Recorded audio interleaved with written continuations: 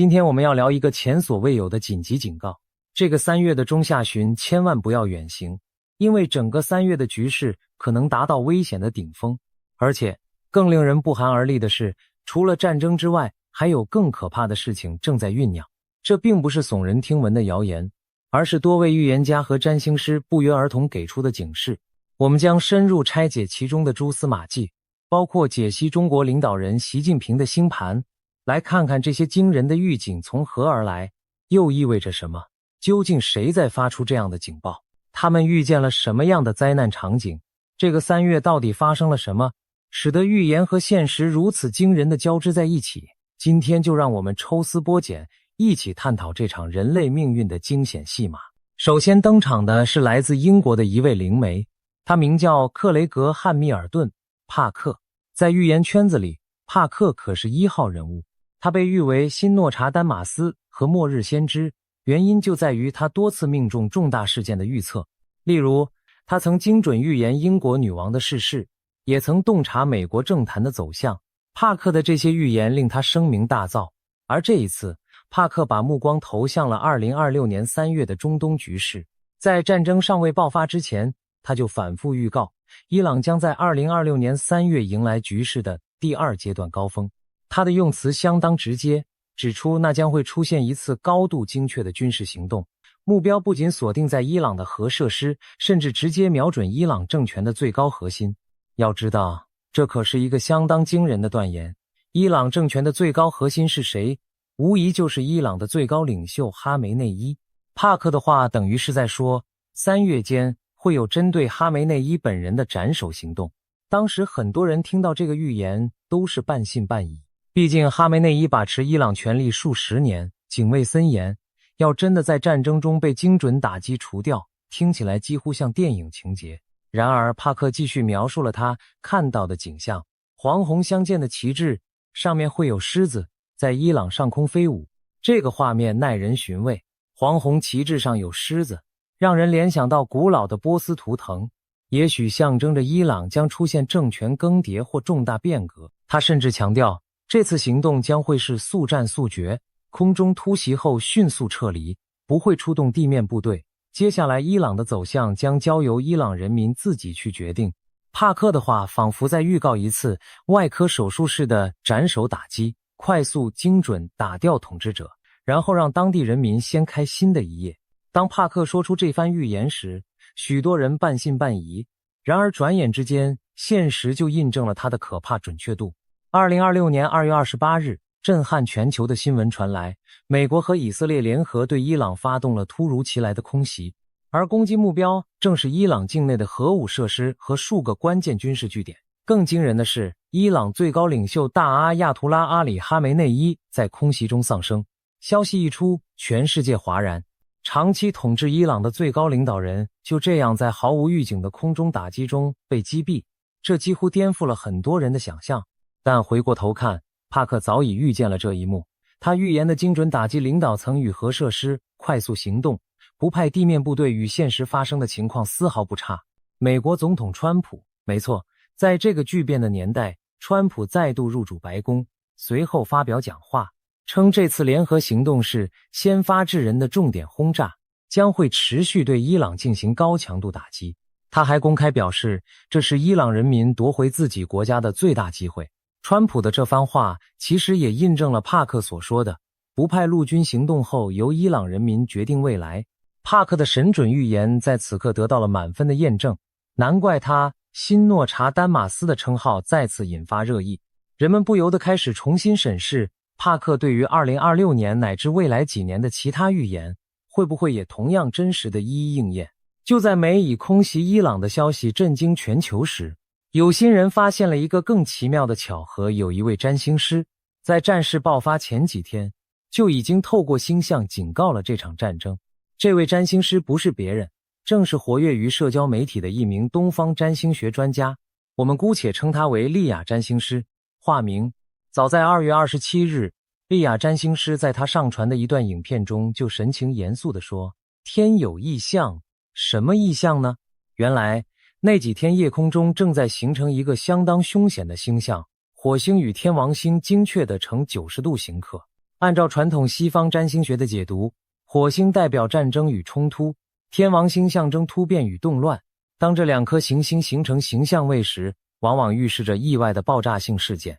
武装冲突乃至暴力革命。利亚占星师直言不讳地点出了他担心的地区，中东地区近期恐有冲突或暴力事件。他甚至进一步提醒公众，如果这几天有打算去中东旅游或出差的人，务必要格外小心，因为行程很可能会被突发的战乱所打乱。当时看过这段影片的网友，有些人还半开玩笑的评论，又在危言耸听，哪儿那么容易打起来。毕竟虽说中东局势长期紧张，但真正美国和以色列直接对伊朗动武，仍是多年未见的剧烈情势。然而仅仅隔了一天，2月28日战火真的爆发，而且正如这位占星师预警的那样，暴力冲突发生在中东，由空袭引发，许多在伊朗、伊拉克地区旅行的观光客和商务人士行程当场被迫取消或滞留，整个中东上空弥漫着战争阴云，人们这才惊呼，原来星象早就警示了一切。利亚占星师成功预言了中东战火的爆发，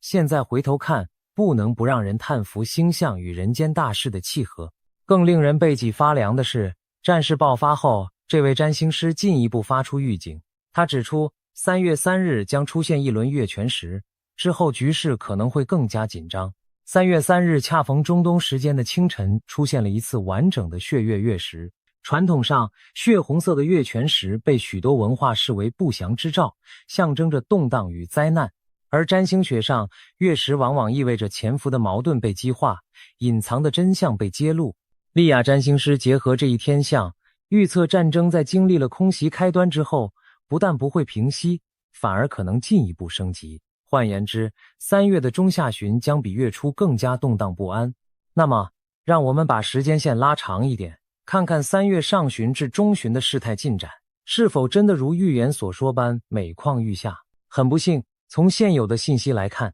局势的发展还真是一点都没有辜负这些灾难预报员的警告。伊朗最高领袖哈梅内伊被击毙的消息传出后，伊朗国内陷入了巨大的震撼与悲愤当中。一方面，许多饱受神权统治压迫的年轻世代走上街头，燃放鞭炮，载歌载舞，他们视这次事件为伊朗走向自由的新契机。但另一方面，哈梅内伊的死也激起了一部分保守派民众和伊斯兰革命卫队的强烈复仇怒火。伊朗临时组建的领导层随即发表声明，宣称这是赤裸裸的侵略，扬言要让美国和以色列付出沉重代价。战争的烈火开始向周边地区延烧。3月5日前后，中东传出多起冲突扩大的报道。在伊拉克境内，美军驻守的基地遭到亲伊朗民兵的火箭弹袭击。在黎巴嫩，以色列和真主党武装在边境地带小规模交火。也门的亲伊朗胡塞武装则向沙乌地阿拉伯发射无人机，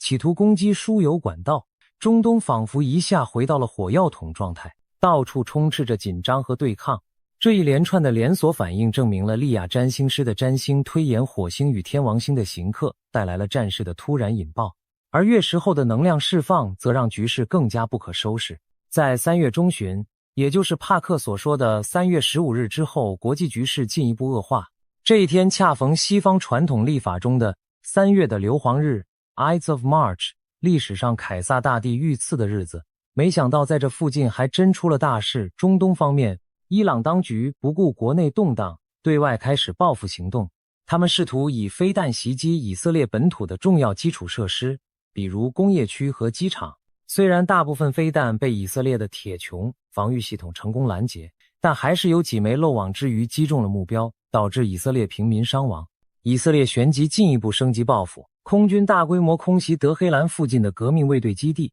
有传言说，几位伊朗革命卫队的高级将领在空袭中丧生。伊朗内外交困，陷入几乎无政府的混乱状态。有分析认为，这场战争对伊朗而言已经不仅仅是对外冲突，更变成了一场可能推翻现政权的内战序幕。帕克预言中让伊朗人民决定未来的剧本似乎正逐步上演。在没有强人统治的情况下，伊朗国内各派势力角力，未来走向充满变数。许多年轻人视美以的打击为解放契机，在城市中爆发了要求结束神权统治的示威，而残存的革命卫队势力则进行强力镇压。伊朗国内陷入全面的动荡，可以说战争与革命交织在了一起。这样的局面比单纯的国与国战争更加复杂凶险，真可谓是一场时代巨变。而此时，美国总统川普也发出了引人深思的声明。他表示，美国和盟友对伊朗的打击行动还将持续至少4周以上，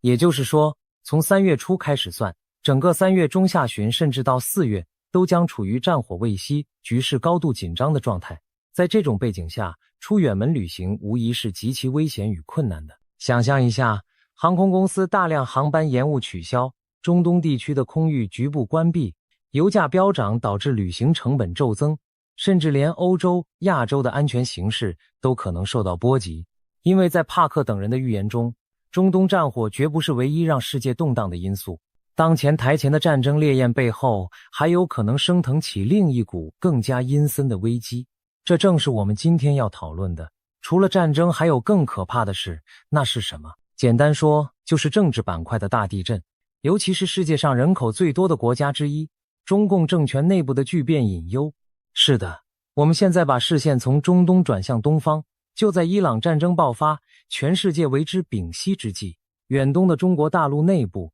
其实也在暗潮汹涌。很多人或许会问，美伊战争跟中国有什么关系？乍看似乎无关，其实不然。帕克早先在他的全景预言中就指出，2026年将是全球局势的清算之年，各种累积的矛盾会在这一年集中爆发，而其中一条暗线就是中共政权及其全球影响力将出现冰川式瓦解。什么叫冰川式瓦解？想象一座庞大的冰川，看似坚固，其实内部早已因气候变化出现无数裂缝。它不会像火山爆发那样瞬间炸毁，而是日复一日的碎裂消融，直到某个时刻突然坍塌殆尽。帕克借此比喻中共的倒台并非一夜之间的巨变，而是一场已经启动、渐进加速的崩解过程。他甚至强调，中共的衰亡将会是整个2026年国际局势的核心主轴之一。换句话说，尽管表面上世界的目光现在都聚焦在中东战场，但真正贯穿今年的大戏，很可能是在北京幕后上演的权力斗争与体制崩溃。让我们把帕克的这个惊人论断和近期中国内部的征兆对照一下，会发现不少耐人寻味的巧合。在过去几个月里，中国政坛频频传出异常消息。首先是高层人事的诡谲变动。去年秋天，中共火箭军一支掌管核导弹的精锐部队的多名高官离奇落马，接着国防部长李尚福失踪被撤，紧接着前外长秦刚也被免职，从此销声匿迹。这些事件当时已经引发外界对习近平政权内部斗争的揣测，而到了今年3月，更大的不寻常出现了。身居中共最高权力核心的中央军委副主席张又侠居然长时间未公开露面。张又侠可是习近平最亲信的将领之一，位高权重却突然销声匿迹，让人不得不怀疑中南海内部出了大问题。海外媒体甚至传出元老逼宫的传闻，据说中共党内一批德高望重的红色权贵元老对习近平的路线越来越不满，正在寻求机会限制乃至终结他的权力。当然，这些传闻无从证实，但此起彼伏的流言恰恰反映出北京政局暗流涌动。有谣言说，习近平的亲信心腹蔡奇、王小红可能被推出来顶罪，替习近平承担政策失败的责任。也有消息称，军队高层有人暗中对习不满，只是因为之前外部环境尚稳定，大家表面维持团结，但现在国际风云突变，如果习的路线被认为正把中国带入险境，那党内反对派也许会伺机而动。这并非空穴来风，战争一响，经济首先遭殃。美伊冲突的爆发对中国这样的能源进口大国是个沉重打击，油价在短短几天内疯涨到每桶超过120美元。中国的工厂和运输业成本骤增，本就脆弱的经济复苏势头雪上加霜。国内民众从年初开始对物价上涨、失业问题就怨声载道，如今国际油价高企，通胀预期升温，更激起普罗大众的不满情绪。在社交媒体上，虽然中共严加审查，还是悄悄流传着一些抱怨和戏谑。比如有人说，美国人榨完德黑兰，怎么上海的油价涨得比谁都快？还有人酸道，别担心，战争中国不会缺油的，因为老百姓都加不起油了。这些调侃背后其实是民心的微妙变化。习近平一直试图塑造民族复兴的大国领袖形象，但现在许多平头百姓关心的却是手头的柴米油盐。如果国际局势导致中国经济雪崩，埋单的可是14亿人民，到时候再多的宣传也遮不住民生痛苦，经济压力正在转化为政治压力。除此之外，国际战争态势的演变也让北京当局陷入两难境地，美以空袭伊朗，实际上狠狠打击了中国在中东的利益和盟友版图。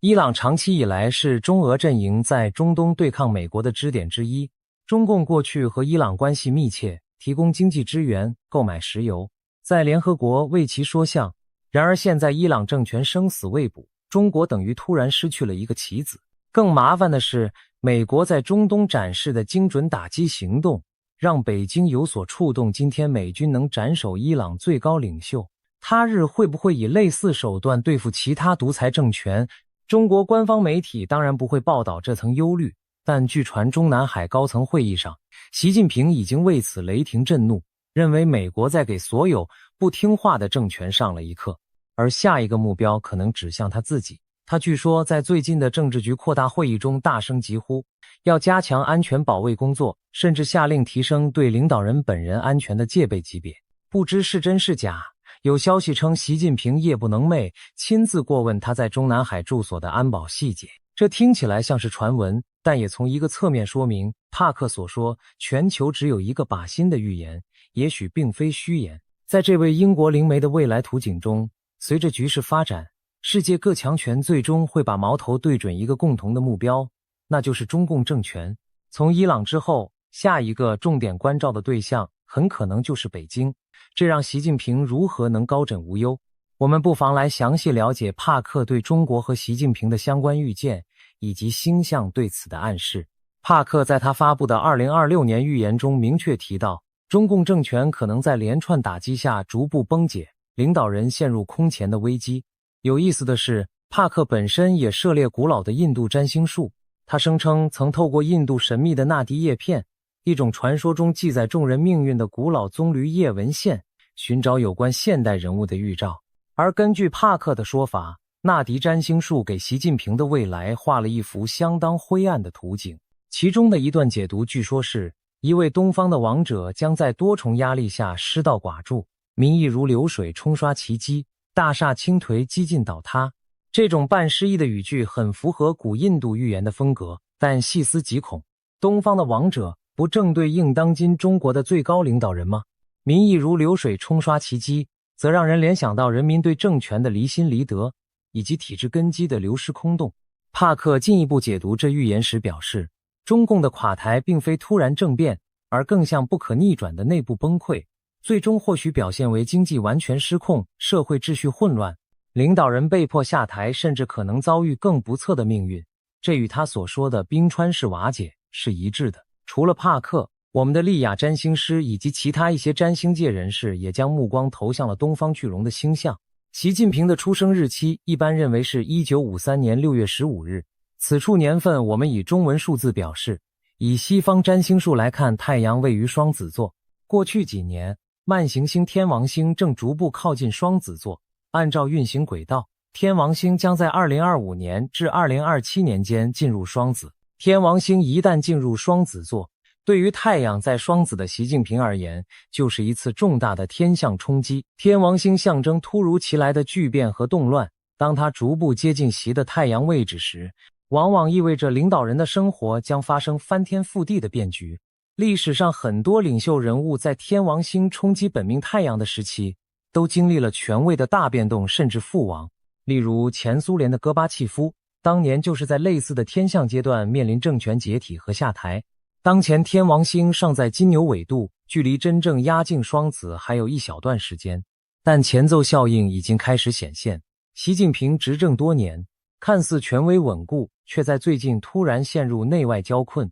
这或许就是天王星临近带来不安的前兆。更具体的星象则出现在今年3月下旬。占星师们注意到，3月25日前后，天空中出现了太阳与土星相合的相位，有不同算法，有的以西方星座，有的以吠陀星座计算。土星代表着考验与压力，而太阳在政治占星中象征国家元首。当土星和太阳时，通常预示着领导人承受巨大的压力，甚至可能犯下错误，引发危机。台湾的一位知名占星师李静维女士就指出，3月下旬太阳和土星是一道关卡，全球领袖的决策失误、言论危机或突发的安全威胁将是这阶段的观察重点。简单来说，这段时间各国领导人特别容易因一念之差酿成大错，要么说错话引发外交风波，要么就是判断失误导致安全事件。对号入座一下，伊朗最高领袖在这个阶段被刺杀，算不算一种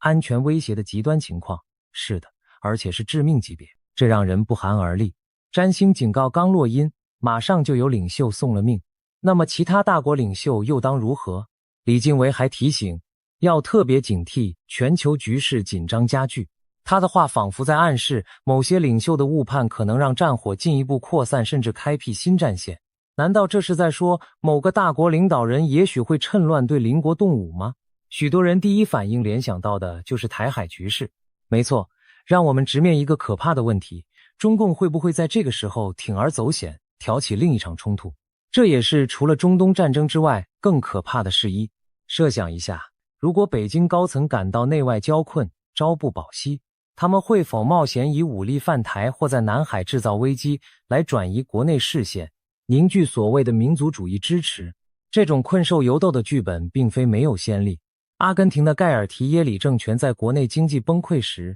孤注一掷入侵福克兰群岛。俄罗斯的普京在国内压力下选择出兵乌克兰。当前习近平政权若真的如帕克所说走到生死存亡的边缘，不能排除他铤而走险、孤注一掷的可能性，而这对全世界来说都将是比中东战争更大的噩梦。占星上也隐隐透出这种可能性。今年3月，火星正运行在双鱼座，若以印度占星体系计算，双鱼座对应的正是远东地区，其中包含中国沿海、台湾、日本等。在火星驻留双鱼期间，该区域出现军事摩擦的风险上升。事实上，就在伊朗战事爆发后，美国并未松懈对印太地区的戒备。据报道，美军2艘航空母舰依然部署在西太平洋巡弋，而台湾附近也发生了一次惊险的军事对峙。3月中旬，一架隶属美军的侦察机在台湾海峡国际空域飞行时，遭到中国空军战斗机贴身干扰，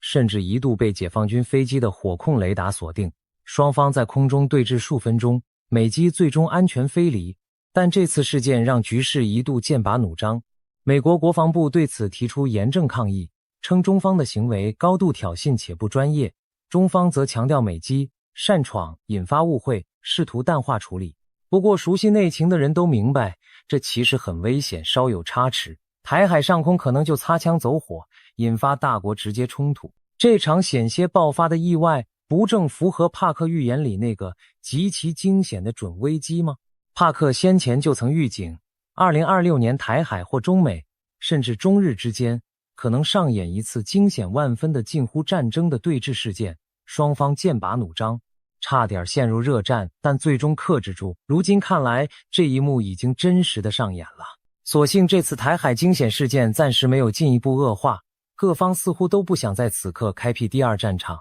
但风险远未解除，反而因为中东战争的牵动，亚太局势变得更加扑朔迷离。美军主力一部分压向中东，中国解放军高层是否会认为美国分身乏术，从而在周边采取一些冒险行动？而且国际上对中共的警惕正在提高。如果帕克所言，全球只有一个靶心成真，也就是说国际社会，特别是西方阵营，将愈发把中共视为主要威胁来围堵，那北京的压力只会有增无减。在这种情况下，习近平的个人命运与抉择就变得异常关键。他的星盘所反映出的种种压力和凶兆，会不会最终体现在现实中？一旦他失去党内支持，或者走向孤注一掷的错误决定，中国和世界都可能迎来巨大的震荡。这就是为什么我们说，除了战争，还有更可怕的事。因为一场区域战争固然残酷，但一个拥有核武的超大国政权，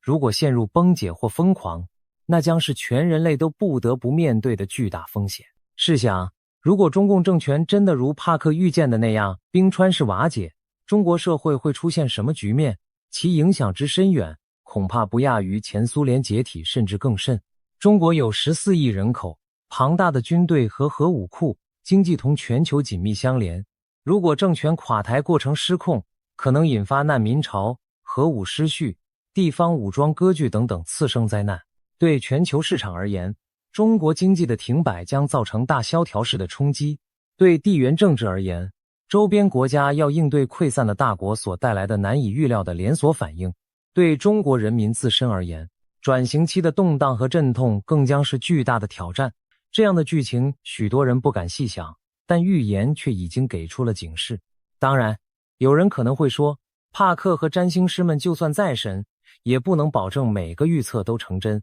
毕竟谋事在人，这话不假。预言揭示的是趋势和可能性，人类依然拥有改变未来的自由意志。然而，当我们看见伊朗领袖被斩首的预言应验，中东战争真的打响，台海惊魂一触即发，北京政局暗流涌动，所有这些线索组合在一起时，你会发现它们互相印证，构成了一幅令人脊背发凉的图景。这幅图景的中心就是今年的3月。难怪各路高人会不约而同地说出3月中下旬千万别远行，这绝非无的放矢，而是对我们每个普通人的善意忠告。风暴来临时，待在安全的港湾或许是明智之举。接下来我们再来看看帕克和其他预言家对今年以后的后续发展有哪些指引，好让我们对更可怕的事有更全面的认识。帕克在预言中把2026年称为全球危机汇聚的起点，他认为今年只是开端，未来数年世界将经历深刻的巨变。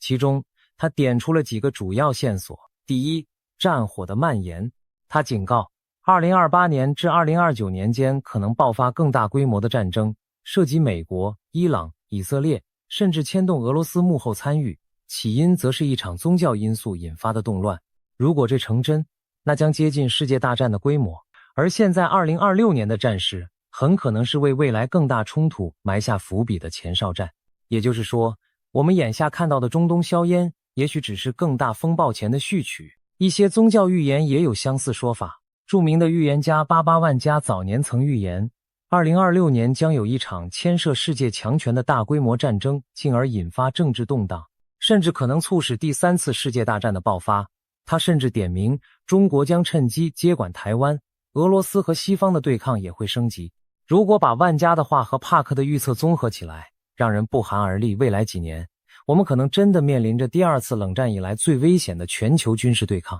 相比之下，今年3月的战争充其量只是导火索，更大的挑战还在后头。第二，独裁者的相继倒台。帕克形容未来几年是一系列多米诺骨牌的倒下，伊朗的神权政权会垮台，中共政权会崩解，委内瑞拉的马杜罗政权可能在政变中倒台，甚至北韩金氏王朝的存续也岌岌可危。他在去年底就点过委内瑞拉的总统马杜罗，结果随后美国果然对马杜罗施压，派航母封锁其海域，马杜罗一度命悬一线。截至目前，马杜罗尚未下台，但局势非常险恶。这种预言与现实的吻合，让人不得不佩服帕克对国际趋势的敏锐。那么如果他关于中共和其他独裁者的预言也走向现实，未来几年国际版图将被彻底改写。一系列集权体制的终结固然可喜，可是在其过程中势必伴随权力真空、社会动乱，甚至地区性武装冲突。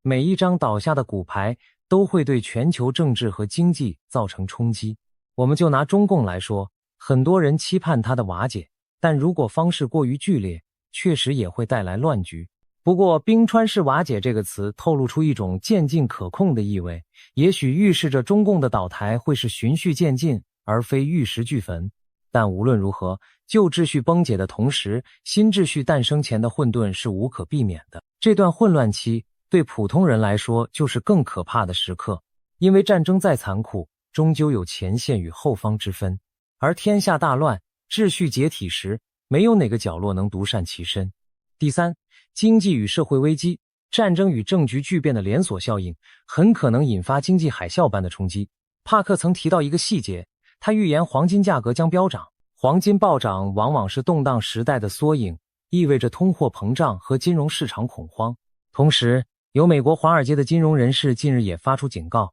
称大掠夺即将上演，或许指的是某种金融重置或者债务清零计划。这种说法让人联想到一些阴谋论者提及的重置经济或数字货币接管场景。不管真相如何，如果国际冲突扩大，供应链断裂，石油粮食短缺，我们确实可能面对新一轮全球性经济危机。对普通百姓来说，这种经济崩盘甚至可能比战争更可怕。它不会一夕之间夺走你的生命，但可能在无形中蚕食掉你的财富、饭碗和生活保障，把整整一代人拉入贫困和动乱。2026年被预言为清算之年，或许不仅是政治上的清算，也是经济泡沫和债务问题的清算。一些大企业可能倒下，一些银行可能关门，许多人辛苦存下的银行余额可能化为乌有。这绝非危言耸听。今年以来，某些国家的银行接连爆出危机，人们开始质疑资金的安全。在战争的压力下，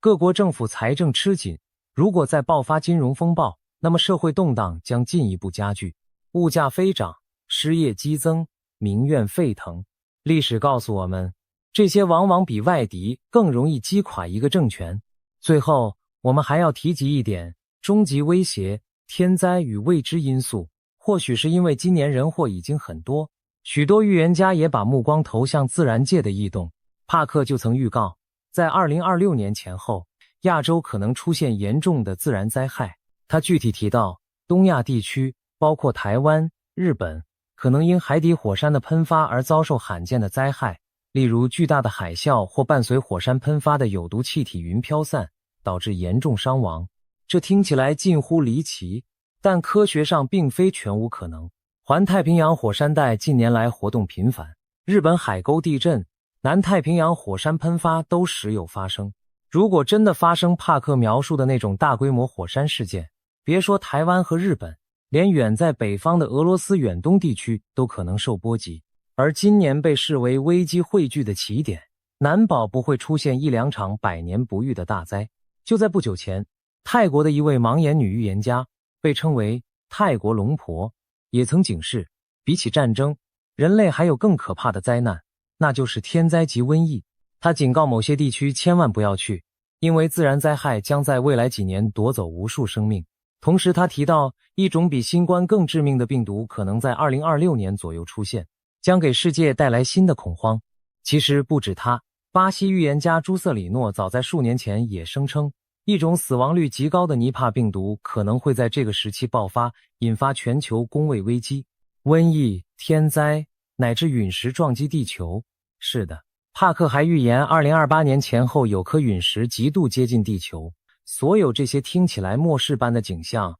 都被列入了预言者们的未来清单。换句话说，在他们眼中，我们正处在一个多事之秋，人类将同时面对战争的炮火、体制的更迭、经济的震荡、自然的怒吼和未知的挑战。这真可谓乱浊其态，百鬼夜行，各种过去难以想象的事件一起涌现，让人目不暇给。看到这里，我们不禁会问，难道人类真的逃不出这宿命般的多重灾难吗？难道我们就只能束手无策地任由预言成真？其实，历史的走向从来不是注定的。预言的意义或许并不在于让我们消极地等待灾祸，而在于提醒我们未雨绸缪，居安思危。那些洞悉天机的人把可能的未来图景揭示出来，一方面是希望人们警觉，另一方面或许也是在暗示一线转机。正如利亚占星师在他影片的结尾所说的，星象给出警讯，但人心与自由意志可以决定我们如何应对。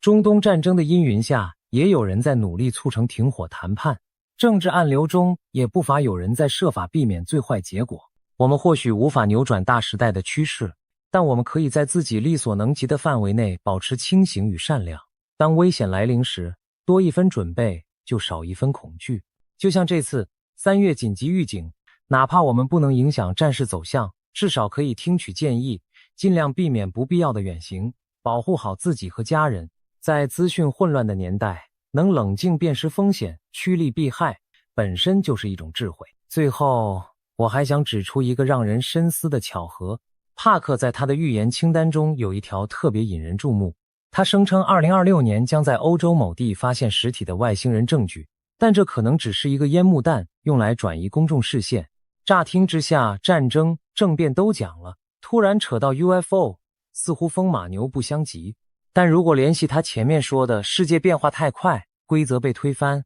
以前不可想象的事现在都可能发生，我们会不会产生一种荒诞的联想？会不会当人类在自相残杀、秩序崩溃的时候，有没有可能另一种更高智慧的存在正在默默关注，甚至等待一个介入的时机？这听起来像科幻小说，可当今世界的戏码本就宛如科幻极端气候、人工智慧、基因编辑、飞碟传闻，其实早已突破我们对现实的定义。帕克所说的外星证据或许未必真有其事，但它像是一个隐喻，提醒我们人类并非全知全能，在浩瀚宇宙与未知力量面前仍然渺小。因此，在这多难的时刻，也许我们该保持一点谦卑与敬畏，同时相信我们人类内部也有向善向光的力量，可以带领我们度过黑暗。正如某位灵媒在冥想中听到的讯息，不要害怕，因为光终将战胜黑暗。眼下3月的风暴正在席卷而来，我们经历的是可能载入史册的非常时刻。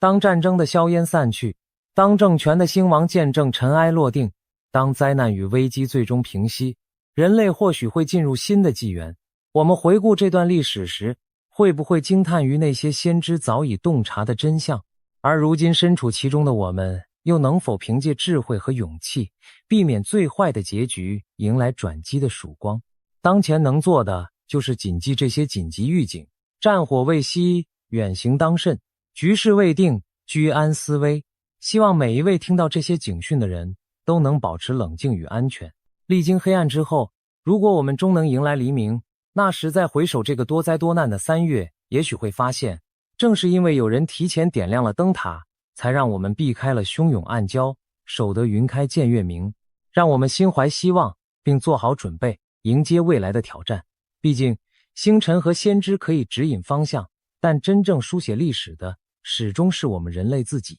安全度过这个动荡的3月，期待风雨之后的彩虹。今天全世界各地的神秘预言纷纷出炉，不约而同指向一件事：2026年恐怕将是动荡不安的一年。从东方到西方，无论是泰国的灵媒、印度的占星师，还是美国的通灵者，都发出了惊人的警告。未来几个月内，是否真的会有战争爆发？一场前所未见的瘟疫是否正在逼近？甚至连去年离奇身亡的明星于朦胧，似乎都透过灵界带来了某种天机。今天我们就来深入探讨这些预言背后的故事，看看2026年究竟隐藏着什么样的危机与转机。首先要讲的是泰国最近声名大噪的预言家普莱师傅。这位被称为泰国第一神婆的灵媒，在当地可是备受瞩目。为什么大家这么相信他？因为普莱的几次预言精准应验，让人不得不佩服他的天线之灵敏。地震先见，2025年，他成功预言了邻国缅甸将发生强震。果然，当年3月，缅甸边境发生7级左右的大地震，与他事前的警示不谋而合。高楼倒塌，同样在去年，他曾描述过一个曼谷摩天大楼倒塌的画面。不久后，曼谷某高层建筑发生结构事故，场景与他预见的惊人吻合，洪水成真。更神的是，早在2025年初，普莱就提醒泰国人注意，年底时泰国将有一场特大水灾，地点在一个名字以泰文字母 S 开头的府。许多人当时半信半疑，结果2025年11月下旬，泰国南部真的遭遇300年一遇的大洪水，重灾区正是宋卡府 Songkhla， 泰文 S 开头。而当时新闻画面中的灾情与普莱先前描述的情境高度重合。因为有这几桩战绩打底，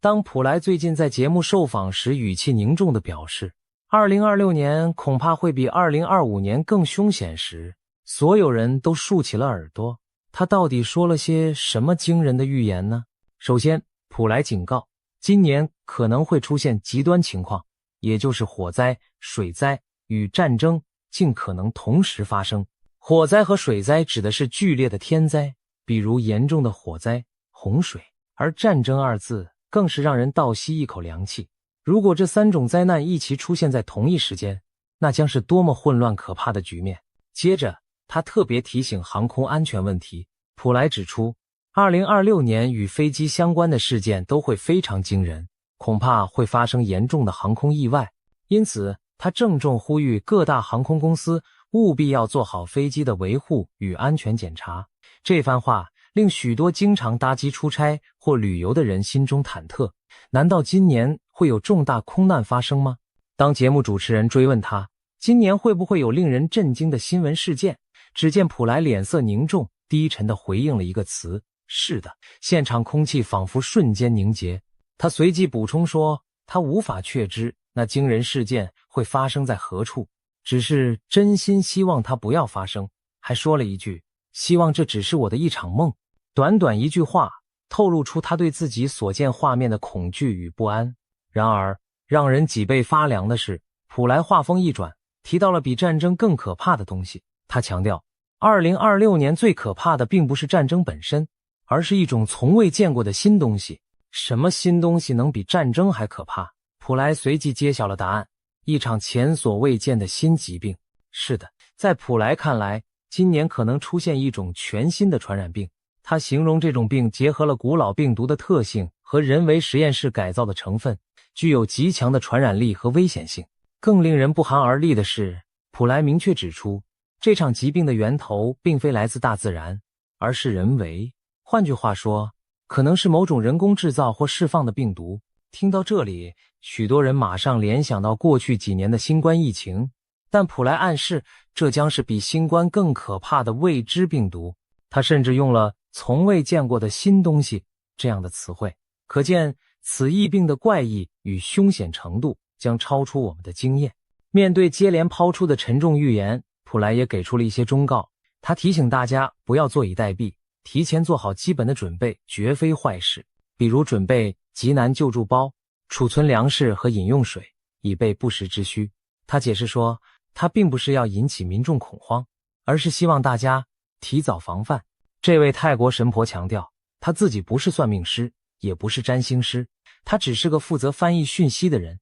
将灵界的提醒如实传达给世人。在泰国的传统文化中，有这么一种观念，当不祥之事被提前说出，引起公众警觉后，透过人为的防范与避险，事情未必会按照原本的预言发生。普莱正是抱持着这样的信念，把他从灵界接收到的警示公开，希望人们警醒，从而减轻灾难的冲击。那么，普莱提到的那些令人心惊的预言线索，能不能找出更具体的含义呢？他在受访时还抛出一个谜题，他警告今年上半年千万不要去3个地区旅游，并只给出了3个神秘线索字母 H、J、T， 不说地名，仅给代号，这可是吊足了大家的胃口。节目一播出，网友们立刻展开了各种猜测。H 代表哪里？有人猜可能是香港 Hong Kong， 也有人联想到夏威夷 Hawaii， 两地名称英文都以 H 开头，而且都是热门旅游地。J 代表哪里？大多数人认为应该是日本 Japan， 因为日文国名 Japan 的首字母是 J。 也有人提出可能是印尼雅加达 Jakarta 的 J。 不过日本作为亚洲最常被提及的 J 开头国家，呼声最高。 T 又是指哪里？许多人都认为 T 国很可能就是台湾 Taiwan， 毕竟在华语圈的网络讨论中，经常用 C 国代表大陆， T 国暗指台湾，以避免某些敏感词。普莱的预言面向泰国及全球华人听众，他不便明讲台湾，但用 T 来点出，很可能就是要提醒台湾。这3个地点的猜测如果正确，那就非常耐人寻味了。香港、日本、台湾全部都是东亚地区的重要地名，而普莱不建议上半年去这些地方旅游，是否意味着这些地方在上半年极可能出现危险？他没有明说，但结合他之前提到的战争、航空意外等预言，不禁让人联想，会不会正是在亚洲这一带有潜在的军事冲突或灾难风险？尤其台湾是否真的可能在近期卷入战争？其实不只是普莱，放眼全球，近期各路知名预言家都释出了对2026年的警告，而且许多内容出奇的相似，仿佛世界各地不同背景的人都看到了类似的未来图景，这难免让人心惊。难道真有大事将至，连预言者们也不约而同地感应到了？先来看看欧洲的传奇预言家盲眼龙婆巴巴万加。这位已故的保加利亚女性预言家虽然在1996年离世，但她过去留下的预言中已有许多惊人命中，包括苏联解体、911事件等，因此在国际上赫赫有名。如今每当进入新年份，她的预言总会被拿出来对照，而针对2026年，龙婆的预言内容也再次浮上台面。天灾方面，88万家预见2026年会发生多起毁灭性的自然灾害。他提到可能会有龙卷风、海啸或地震等极端天气事件，而且最可怕的是，这些灾难可能同时出现，甚至产生地震加火山爆发的连锁效应。这种毁灭性组合再加上其他极端气候影响，将对全球约 8% 的地区造成严重冲击。8% 听起来好像不多，但换算一下，地球陆地的 8% 相当于整个欧洲的面积，可见灾情范围之广。世界局势方面，龙婆预言2026年将迎来非常混乱的局面，其中最令人忧心的是，他提到第3次世界大战的可能。他预警一场涉及多个世界强权的大规模战争将于2026年爆发，战火可能蔓延至多个大陆，全球政治局势将因此严重不稳，紧张升高。换言之，他看到了世界大战级别的冲突隐患。具体地缘细节，有传言指出，88万家曾说大陆将接管台湾，而俄罗斯与美国之间将出现直接对抗。这听起来是不是很耳熟？没错，这几乎就是台海冲突引发中美俄卷入的格局。如果中国大陆真的动手，武力犯台，台湾被接管，那美国势必要有所行动。俄罗斯作为中国的战略伙伴也可能掺和，一来一往，正是一幅大战爆发的场景。经济方面，龙婆还预言了新的全球经济危机。他提到2026年可能出现第3次全球性的金融危机，至少是一场重大经济衰退。这可能包括股市崩盘、恶性通货膨胀，甚至货币体系的瓦解。在战争阴影下，经济剧烈动荡并不奇怪。如果战争与经济危机双重爆发，那真是对人类承受力的巨大考验，意想不到的事件。此外，88万家居然还提到人类将在2026年与外星智慧生命有首次接触。他相信2026年11月会有一艘巨大的太空船进入地球大气层，人类可能因此与未知文明取得联系。这预言听起来颇为科幻，不过也侧面反映出他眼中的2026简直是灾难与骑士并陈，连外星人都可能登场的多事之秋。龙婆的预言已经很惊悚，但巧合的是，其他预言家给出的讯息和他的某些预测不谋而合。比如法国的著名预言诗人诺查丹马斯，有研究他的学者指出，在对应2026年的诺查丹马斯诗篇中，也隐约描绘出七方势力刀兵相见的画面，世界将有多个阵营陷入残酷厮杀，其中甚至可能包括台湾所处的地缘。因此，有人解读诺查丹马斯的预言为台湾将被卷入一场致命战争，多国角力。虽然这些解读带有主观成分，但和前面88万家普莱的说法竟有惊人的相似之处，都指向台海局势可能引爆国际战火。再看印度的预言，最近有印度神童之称的年轻占星师阿南德也发表了他对2026年的最新预测，引起广泛讨论。阿南德强调2026年将迎来一个400年一遇的重要转折点。他在分析中点明了4个高风险国家：中国、菲律宾、北韩和日本。这几个国家在2026年特别需要注意动荡风险。值得注意的是，这4国之中，中国、日本都与台海局势密切相关，菲律宾位处南海，北韩在东北亚，也都牵动区域安全。此外，阿南德提醒2026年有3个关键时段，4月、7月和11月可能是局势特别动荡的阶段。阿南德的预言等于给出了时间坐标：上半年末4月，下半年中7月，下半年末11月。这与普莱的提醒和其他预言家的暗示隐隐形成某种呼应。普莱说上半年要小心，阿南德特别提到4月，而稍后我们将谈到的美国预言则甚至瞄准了一个更精确的时间点。总之，在这些不同文化的预言中，2026年都被描绘成一个暗潮汹涌、危机四伏的年份，无论是天灾还是人祸，大家都在敲响警钟。聊完了东半球的预言，我们再把目光转向西方。美国这边也有一位颇具话题性的通灵预言者，他的预见更直接涉及战争与瘟疫的细节。我们说的是美国弗吉尼亚州的退休警官马蒂·布里登 Marty Breeden。 马蒂的故事很传奇，他原本是一名普通警官，据称在一次濒死经历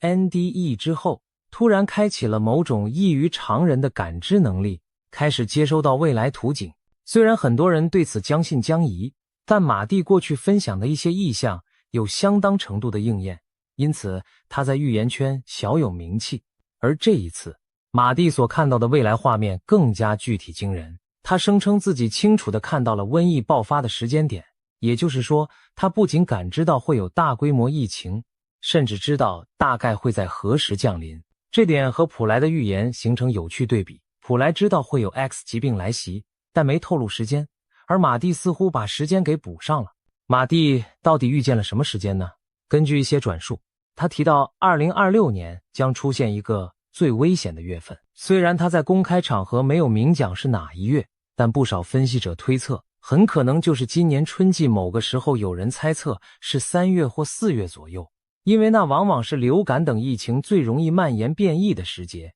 而巧的是，这也落在前面阿南德提示的4月关键时段附近。如果真是如此，那么今年春天我们可能特别需要提防重大疫病的爆发。当然，马蒂的预言还不止如此，他过去在社交媒体上也曾提及一些战争与冲突的意象。有消息指出，马蒂曾暗示美国本土未来可能遭遇战争威胁，甚至本土攻击，而且全球局势会在短时间内迅速恶化。这些话没有得到官方证实，但在预言爱好者圈子里流传，引起不少讨论。如果把普莱、巴巴万加、阿南德、马蒂这几位东西方预言家的讯息拼合起来，我们会发现一个可怕的图景。2026年前半段，世界面临着台海战端一触即发，瘟疫同步酝酿爆发的险境。战争与瘟疫这两大灾厄若同时降临，人类社会将承受前所未有的压力和混乱。而现在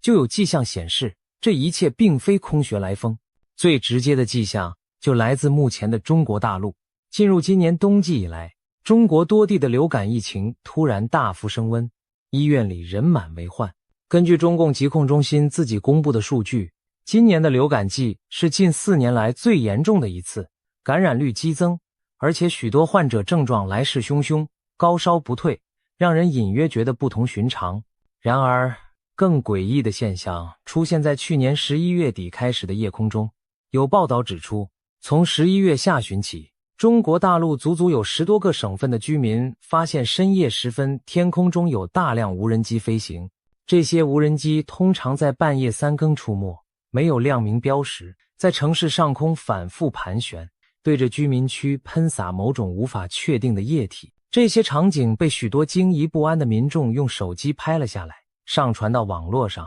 引发轩然大波。试想，黑夜里，一架架无人机在头顶低空飞过，发出嗡嗡声音，然后洒下一阵阵雾状液滴，这是何等令人毛骨悚然的光景。官方没有对此做任何公告说明，因此民间流传着各种猜测。有人说，这可能是地方政府在偷偷进行防疫消毒作业，因为当时流感在各地爆发，他们或许用无人机空中喷洒消毒水或者杀菌剂，希望深夜作业不影响白天秩序。但也有人提出质疑，如果是正当的防疫消毒，为何不提前通知市民？而且中国从未大规模用无人机半夜全程消毒过，这种做法前所未闻。更让人不安的是，许多经历过无人机消毒的居民反映，在无人机喷洒之后，空气中残留一种奇怪的烧焦味，随后不少人出现了头痛、发烧、恶心等身体不适症状，而且这些症状持续了10多天，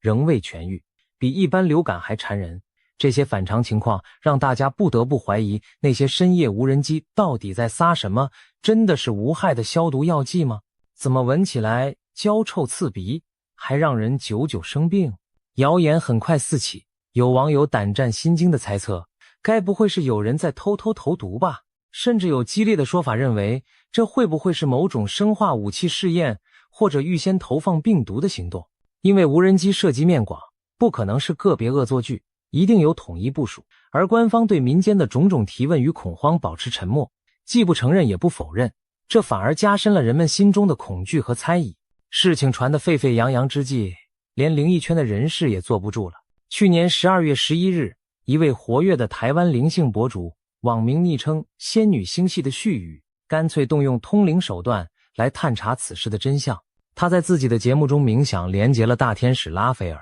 在西方传统中，拉斐尔是掌管疗愈的高阶天使，如果涉及疾病瘟疫，他或许最有发言权。这位博主请教拉斐尔，那些深夜无人机喷洒不明液体到底是在做什么？根据这位博主之后的转述，大天使拉斐尔给出了相当直接而惊人的回答，本质上这就是一场可怕的生化攻击。拉斐尔表示，在那些无人机喷洒的液体中含有经过人为改造的病毒成分，不是天然产物，其目的就是提高病毒的致病性与感染力，让更多的人容易生病且更难痊愈。也就是说，有人在散播让人久病不愈的东西，而这种恶意行为显然违背天道，难怪会惊动神界来揭露。拉斐尔还进一步指出，当前整个地球正处于一个极其关键的转折期，特别是从2025年到2027年这3年，而最近发生的这些骇人事件，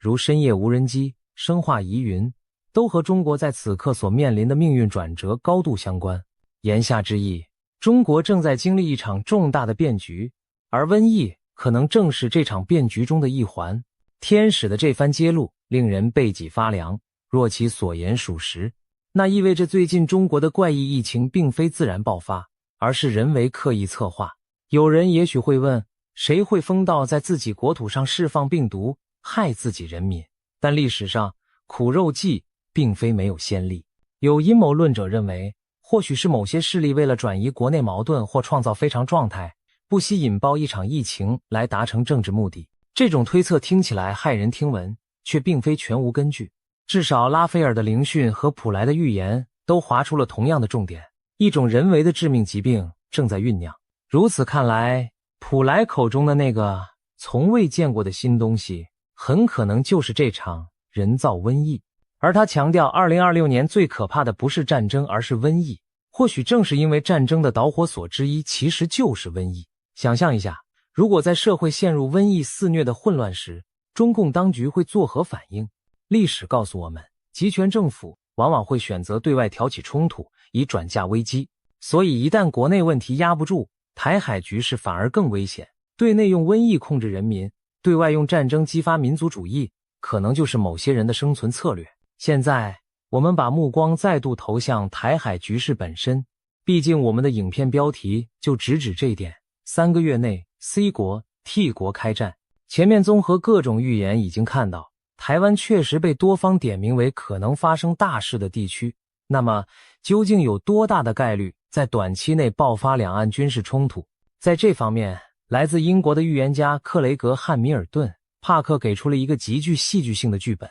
帕克是当今欧美颇受瞩目的预言家之一，他曾成功预言川普当选、英国脱欧，甚至俄乌战争等，因此拥有不少粉丝。帕克在去年底，西元2025年12月30日发布了一支影片，专门预言2026年的世界走向。他开门见山地将2026称为清算之年，并且特别提到一个重要时间节点2月。帕克说2026年2月左右将是世界局势的转折点，恰巧2月17日是农历新年，届时生肖将从兔转马，进入中国传统所称的火马年。火马年在东方被视为多灾多难的年份，60年一轮回。而上一次火马年是1966年，那年中国爆发了10年浩劫的文化大革命。如今60年过去，一个甲子轮回，帕克暗示2026年火马年天下大乱，大灾大难恐将重演。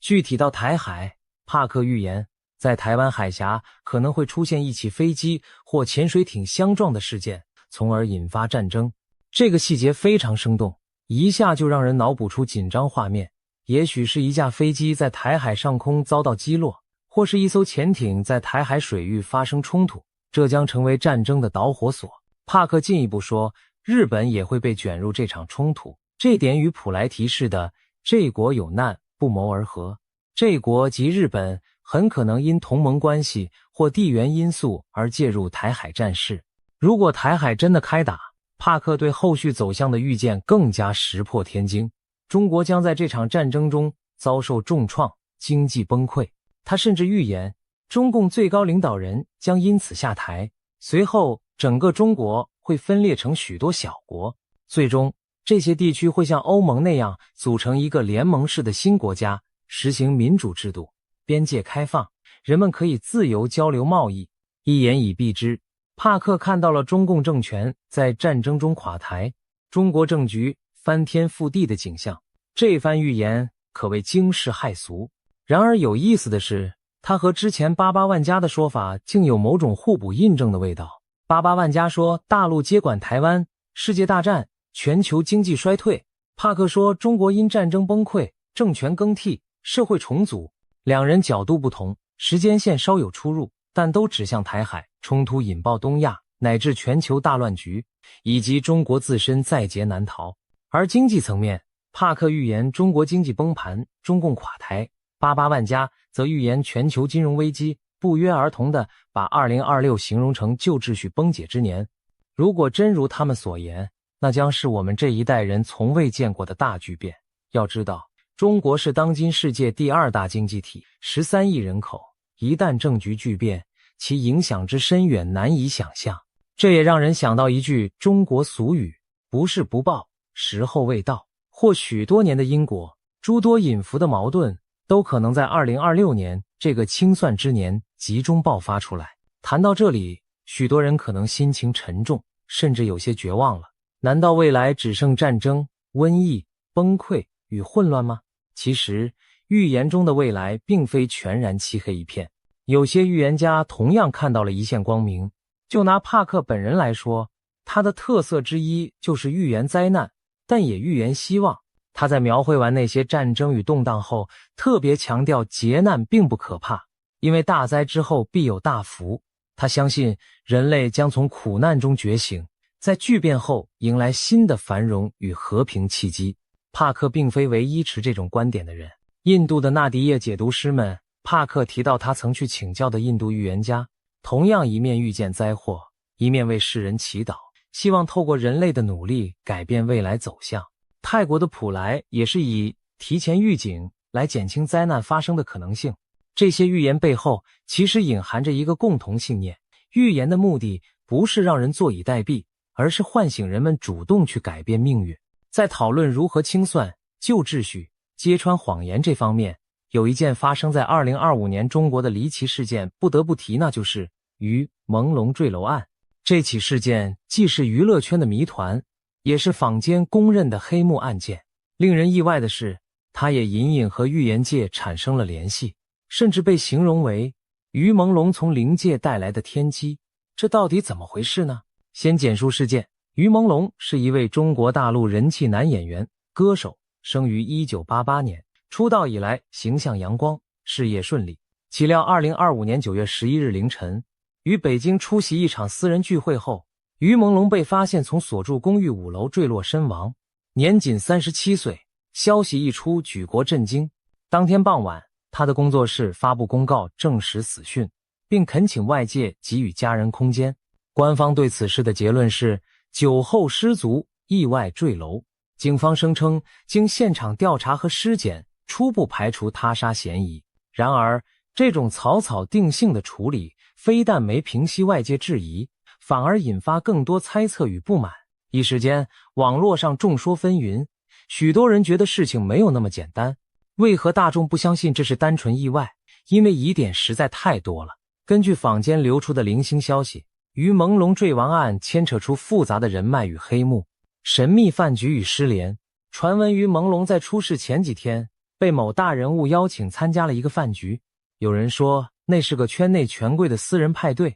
之后的几天，他疑似与外界失联，有传言称他在那几天遭到限制人身自由。USB 机密，网上疯传一种说法，于朦胧手上掌握了一个 USB 随身碟，里面藏有某些高层人士的惊天罪证。例如涉及洗黑钱的机密资料，他因此成为被灭口的目标。这传闻无从证实，但广为流传，暴力与他杀嫌疑。更惊悚的爆料称，于朦胧在死亡前曾遭受长达数日的软禁拷打，期间受到非人虐待，等到人不行了，对方布局制造出醉酒坠楼的假象。有匿名网友列出了所谓14大疑点，包括他的伤痕、手机遗失、现场监控缺失等等，指向这并非单纯意外。官方冷处理，警方虽迅速结案，但却未公开完整调查报告，对网上讨论也严加管控。不但相关话题被降热度，一些知情人发声后也很快晋升，让人更加怀疑是不是有高层指示压下此案。总之，于朦胧之死在中国成了一个禁忌又扑朔迷离的话题，很多普通人感到悲愤，一个年轻明星就这样不明不白走了。如果真有黑幕，难道就永远没人为他讨回公道吗？然而，正如那句话，天理昭昭，疏而不漏，不少人相信此案终有真相大白的一天。令人意想不到的是，对于朦胧案的真相，预言界也插手进来了。刚才提到的帕克在预言2026是清算之年时，有一条重点，许多谎言将被揭穿，许多真相会曝光。有预言爱好者就联想到，会不会于朦胧案就是其中一桩要被揭穿的惊天谎言。不仅如此，前面我们说到印度最神秘的预言流派纳迪叶，恰好就有纳迪叶解读师声称，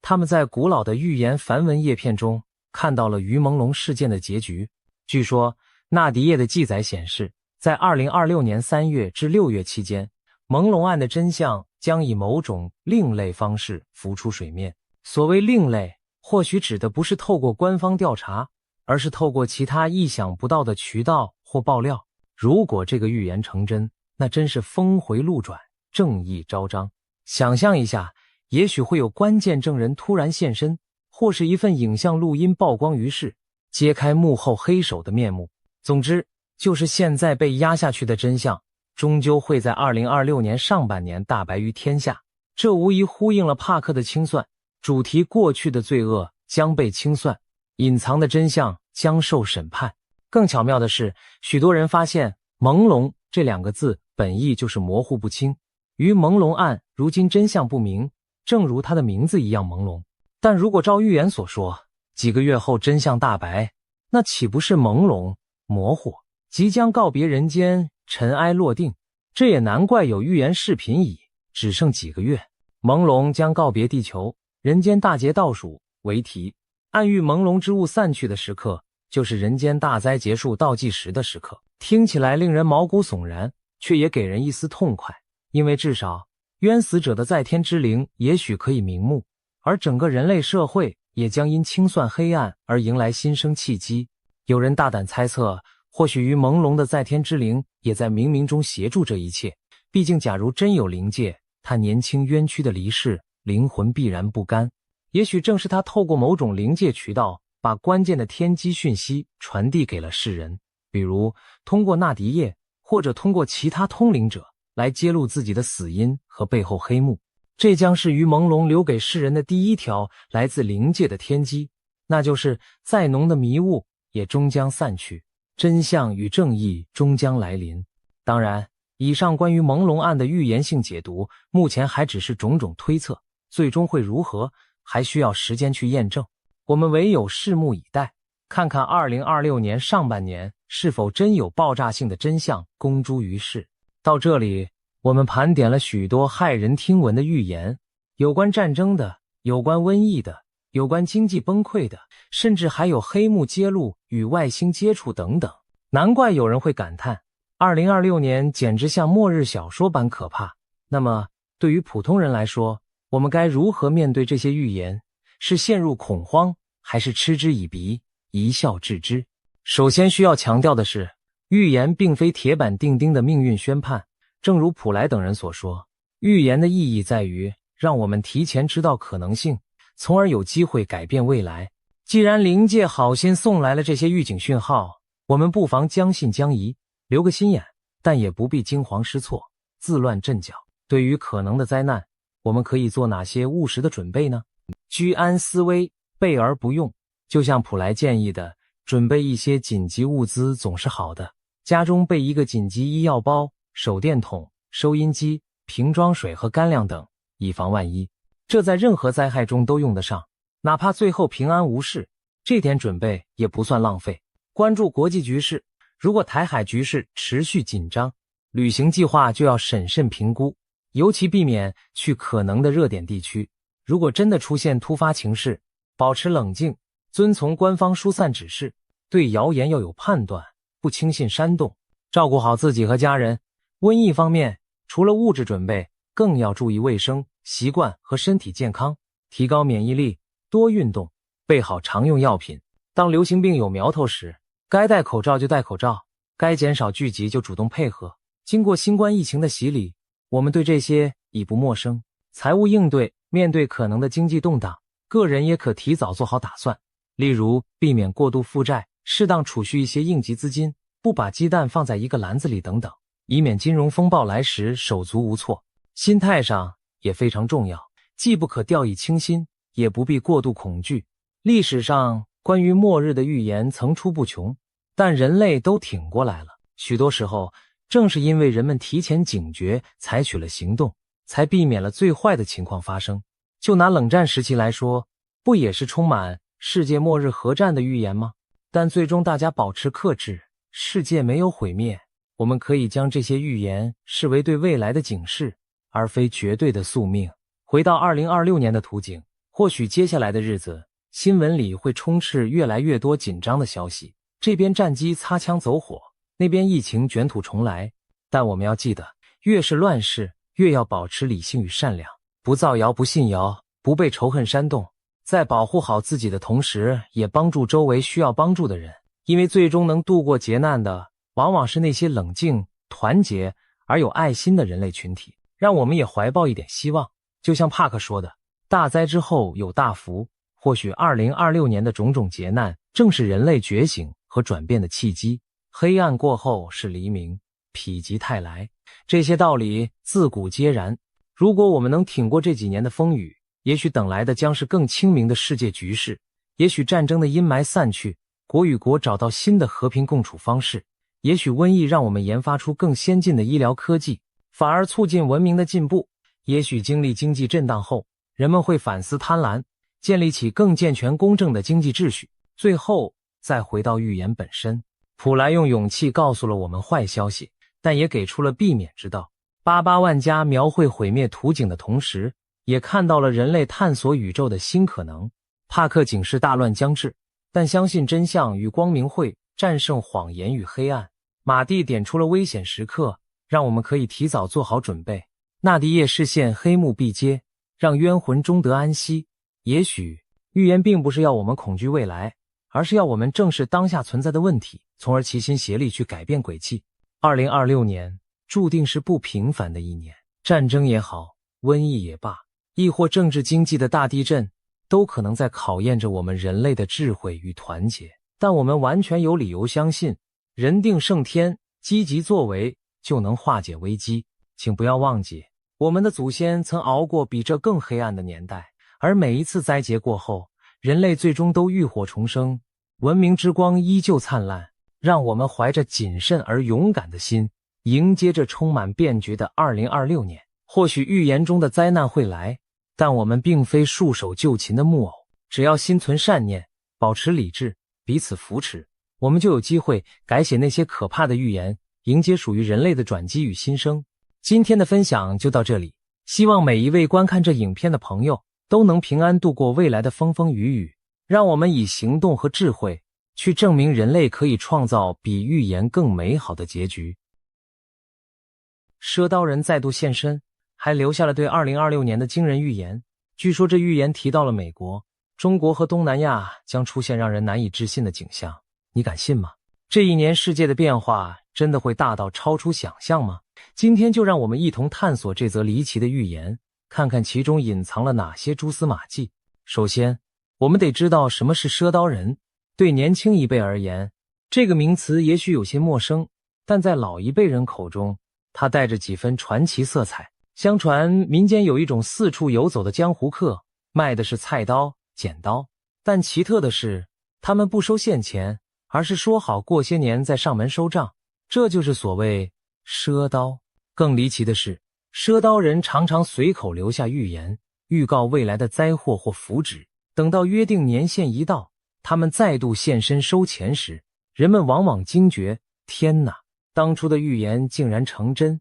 于是关于赊刀人的传说便一代代流传下来。简单来说，赊刀人就像是神秘的民间先知，他卖刀不是重点，重点是透过赊刀传递天机。听起来很玄乎，对吧？可是近年来，赊刀人的故事不断在现实中上演，让人不由得半信半疑。就在2024年底，中国湖南常德市的石门县就出现了一位神秘的赊刀人，他背着一捆菜刀走村串户，逢人便说：刀给你们，钱我8年后再来收。村民们将信将疑地问，为什么8年后？只见那赊刀人神色平静地抛下一句预言：米涨到8块，猪肉涨到50，8年后我来收钱。说完，他把锋利的刀具一一留下，转身离去，留下满村错愕的乡亲和一头雾水的我们。这件事被人用手机拍下传上网，立刻引发热议，许多网友惊呼：赊刀人又来了！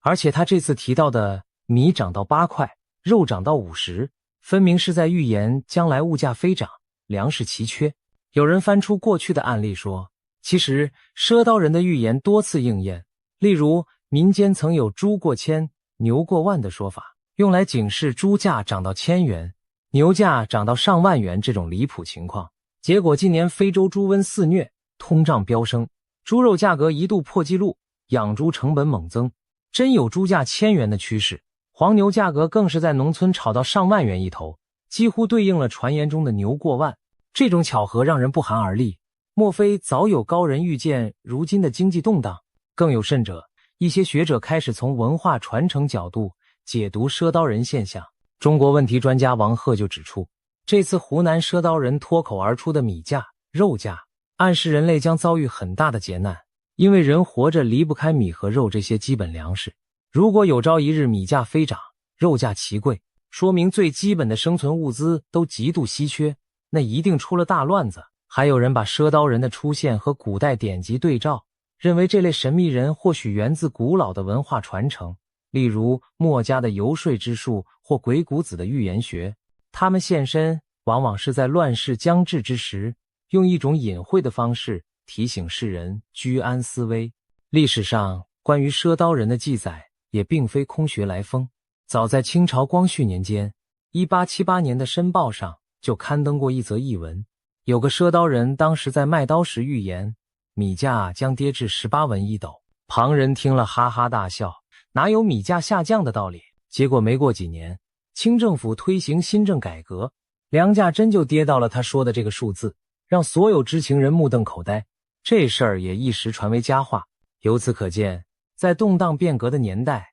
的确曾有这么些神秘人以贩卖锋利小刀为掩护，传播着某种预知未来的信息。或许赊刀人现象本身就是中国古老智慧的一种体现呢。聊到这里，你可能心想，难道真有未卜先知的人，还是纯属巧合？心理暗示，持怀疑态度是自然的，毕竟这听上去像是聊斋或奇幻小说情节。然而当我们看到近年来现实中天灾人祸不断，瘟疫接踵而至，新坟在各地墓园堆起，经济放缓，民生艰难，同时又陆续冒出这样的民间传奇人物，未免让人将信将疑。也许预言并非全无根据。正是在这样的背景下，如今赊刀人再一次进入公众视野，而这回他的预言范围似乎从中国扩大到了全世界。是的，这一次的赊刀人传闻更离奇。据说最近在东南亚某地又出现了一位赊刀人，与以往不同的是，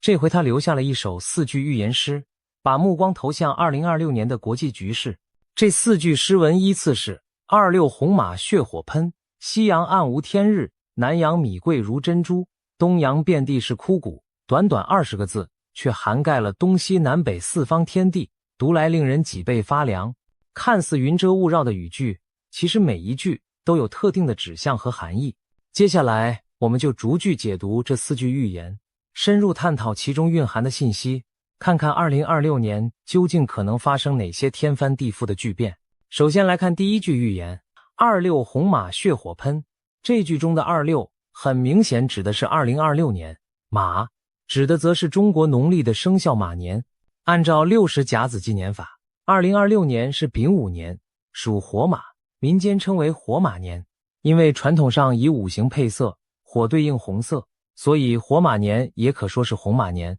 有趣的是，民间术数中还常把2026年与紧接的2027年丁未年属火羊相提并论，合称赤马红羊节，意思是说这2年恐有重大的劫难，需要特别小心。由此，红马二字既点出年份属性，又隐隐带着不祥的意味。而诗句中的红，除了象征红色火焰、鲜血淋漓，还在暗指共产、集权那一抹刺眼的红色。血火喷更是不言自明，血与火迸溅四方，呈现一派战乱灾难的景象。综合起来解读，26红马血火喷预示2026年战火纷飞，到处有流血冲突，而且很可能是由红色政权引发的战争。换句话说，共产或集权国家在这年将导致大规模的伤亡与浩劫。这听起来十分惊人，但让我们联系现实看看，现今哪些红色政权最可能挑起战端？许多人第一反应会想到中国的执政当局，毕竟目前国际上最大的地缘政治隐患之一，就是中共对台湾虎视眈眈的野心。如果北京当局在未来的某个时刻对台湾动武，那么东亚将瞬间陷入战争烈火之中，美国等西方国家也势必被卷入，届时鲜血与火光将在亚洲上空交织，那场景无疑符合血火喷的写照。除了台海危机，我们眼下就已经见证了一场红色侵略者引发的流血战争，俄罗斯对乌克兰的武装入侵。尽管俄国如今不再打着共产旗号，但它曾是苏联红色政权的核心，其军队至今佩戴着红星标志。而这场战争自2022年爆发以来，导致数以万计的人伤亡，城镇变成废墟。如果战事在2026年仍未平息，甚至进一步扩大，是否也印证了血火喷的预言呢？有意思的是，红马除了指火马年，在西方文化中也象征战争的化身。圣经启示录中揭示的4骑士之一就是红马骑士，手持大刀夺去世间和平，使人互相残杀。看到没有？中西传统不约而同都把红马与战争纷乱联系在一起，难怪这一句给人的感觉如此血腥。那么2026年真的有可能战火四起吗？从多方迹象来看，这并非杞人忧天。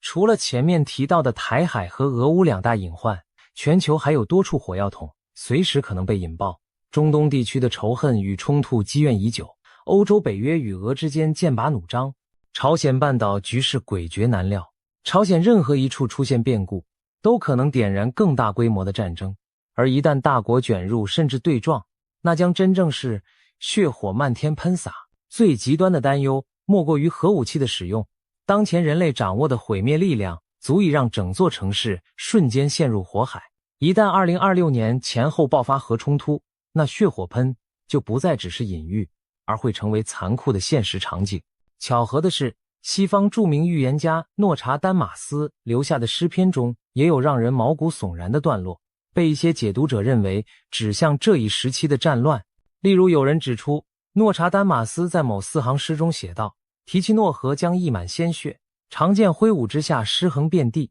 提奇诺河位于瑞士意大利交界，诗句仿佛预示欧洲内陆将爆发激烈冲突，鲜血染红河流。而另一则经常被引用的预言提到7个月的大战，许多人联想这可能是对未来某场世界级战争持续时间的暗示。如果真如此，2026年很可能正处于那7个月大战的关键节点上。当东西方先知的视线都在同一时间点聚焦于战争与流血，我们不能不感到背脊发凉。谈到这里，也许你已经脑补出炮火连天的恐怖场景，但别急，赊刀人的预言还不止如此。紧接着第2句，他将目光转向世界的另一端，夕阳暗无天日。夕阳在汉语中通常指西方国家，多半特指欧美地区，暗无天日则是形容黑暗到了极点，以至于看不见天日。把整句连起来，就是说2026年的西方世界将陷入一种极端黑暗混乱的状态，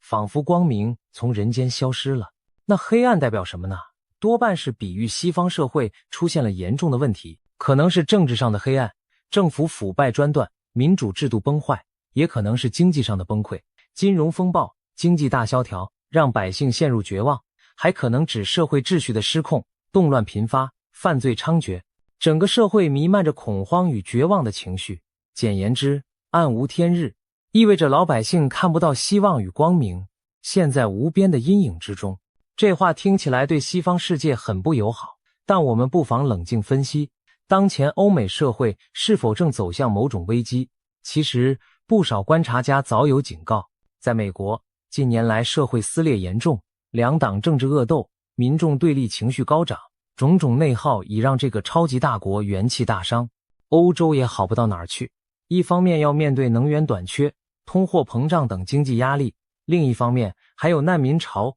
恐怖袭击和民粹主义抬头等社会问题。不少人感慨西方整体正经历文明的内部衰败，就像一座大厦的地基在慢慢裂开。如果这种趋势在2026年迎来爆发点，出现某种临界的大崩塌，那就真是暗无天日了。说到地基裂开，还真有一位西方预言家做过类似的比喻。美国有位自称先知的阿曼达·格雷斯 Amanda Grace， 他曾谈到自己看见过关于2026年的一幅画面，一座房屋建在沙土上，暴雨倾盆而下，洪水与狂风袭来，结果房子因为地基不稳而轰然倒塌，化为废墟。格雷斯把这个意象解读为对美国的警示。2026年将是美国一次关键的根基之战，因为当年11月美国将举行中期选举，他认为这场选举攸关美国立国的精神基石是否能维系。如果美国继续背离立国时的信仰和道德根本，那就好比把国家的大厦建立在流沙上，一旦风雨来临，譬如严重的内乱或制度危机，这个国家的根基将承受不住压力而惨烈大崩塌。格雷斯尤其提到，有些错误的理念正像中东的沙土一样渗入美国的决策高层，本来这些东西是不该出现在美国政治中的，因为他们违背了美国立国的核心价值和信仰根本。但近年，美国社会的精神基础正四分五裂，传统信仰和道德底线出现越来越多裂缝，导致这些一国流沙长驱直入。如果不及时修补裂缝，稳住根基，美国这栋大厦可能真的会在某个暴风雨之夜坍塌。当我们把格雷斯的这番话对照赊刀人的夕阳暗无天日，是否发现惊人的相似？一个用宗教隐喻，一个用诗意比喻，都指向西方世界可能出现崩坏和黑暗的前景。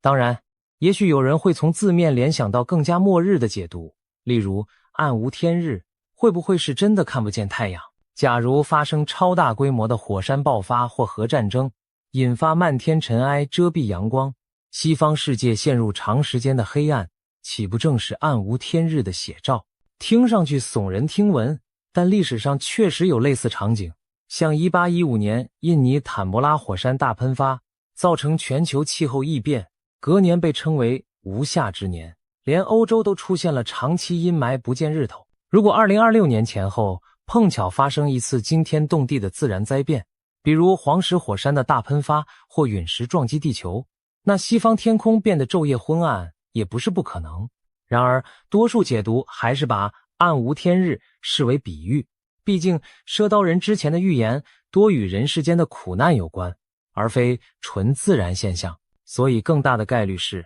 我们将看到西方社会在人为因素下陷入黑暗动荡，例如政治经济危机交织，让普通民众陷入前所未见的绝望。总而言之，赊刀人第二句预言描绘的是西方世界的至暗时刻，如果它成真，那将是二战以来西方没有经历过的大混乱、大崩盘。我们不妨试想一下，假如美国经济崩溃，金融市场瘫痪，美元贬值，物价飞涨，民众走上街头抗议四起，或者某种极端势力上台颠覆了民主制度，使得自由社会走向独裁黑暗，又或者先前提到的战争引火烧身，北美和欧洲本土遭受打击，乃至大规模停电、粮食短缺，那么西方人的生活将一夕倒退几十年，甚至上百年，陷入近乎无政府的状态。到那时，西洋诸国的人们或许真会感叹，昔日头顶的自由阳光没了，取而代之的是看不到希望的长夜，这是多么凄凉而恐怖的前景。但愿这只是危言耸听。然而赊刀人诗中的每一字，都像是在敲响警钟，提醒西方社会正视自身的裂痕与阴影，稍有不慎，就可能滑入黑暗的深渊。接下来，让我们看看第3句预言：南洋米贵如珍珠。这句话的指向相对直白，南洋一词，传统上指中国以南的南洋群岛和东南亚地区，大致包括今天的东南亚国家。米当然是稻米，亚洲人的主粮，米贵如珍珠。这个比喻相当生动，意思是说米价昂贵的像珍珠一样，粮食变得极其稀有珍贵。换句话说，东南亚地区将出现严重的粮食危机，米价飞涨，甚至有钱也买不到粮。大家都知道，东南亚国家，比如泰国、越南、印尼等，稻米是百姓赖以糊口的主食。一旦米价贵如珠玉，那只有2种可能，要么是通货膨胀失控，纸币大幅贬值导致物价狂飙，要么是粮食极度短缺，米产量锐减或供应链断裂，导致市场上一米难求。无论哪种情况，都代表老百姓将面临吃不饱饭的困境。试想，在富庶的21世纪，如果真出现米价赶上珠宝价，平民饿殍满地，那得是多么严峻的局势。其实近年来有不少迹象显示，全球粮食危机的苗头正在显现。就以稻米为例，2023年年中，世界第1大稻米出口国印度突然宣布限制大米出口，因为他们担心国内供应不足。这项举措一出，国际市场米价应声上涨，亚洲许多地区一度出现疯狂囤米的现象。人们这才惊觉，原来米饭并非取之不尽，用之不竭。如果主要粮仓的供应一断，全世界都会饿肚子。再看气候因素，当前正值厄尔尼诺现象活跃期，往往会给东南亚带来异常的高温干旱。历史上，每逢强厄尔尼诺，不是发生森林大火，就是导致粮食欠收。比如1997年的特强厄尔尼诺，印尼大片森林干燥起火，粮食产量下跌。2015年的厄尔尼诺也让泰国、越南稻田受旱灾影响。假如2025、2026年持续极端气候，东南亚重要稻米产区收成惨淡，米贵如珍珠，并非危言耸听。除了自然灾害，战争和政治动荡也可能让粮食供应雪上加霜。想象一下，如果前面提到的战争在亚洲爆发，国与国之间关系紧张，粮食贸易可能中断。东南亚国家即使自己出产稻米，也许因为要优先自保而限制出口，而需要进口粮食的国家就更惨，买不到米只能干瞪眼。甚至不需要真的开战，只要地缘局势恶化，贸易制裁或封锁发生，同样可能断掉粮食供应链。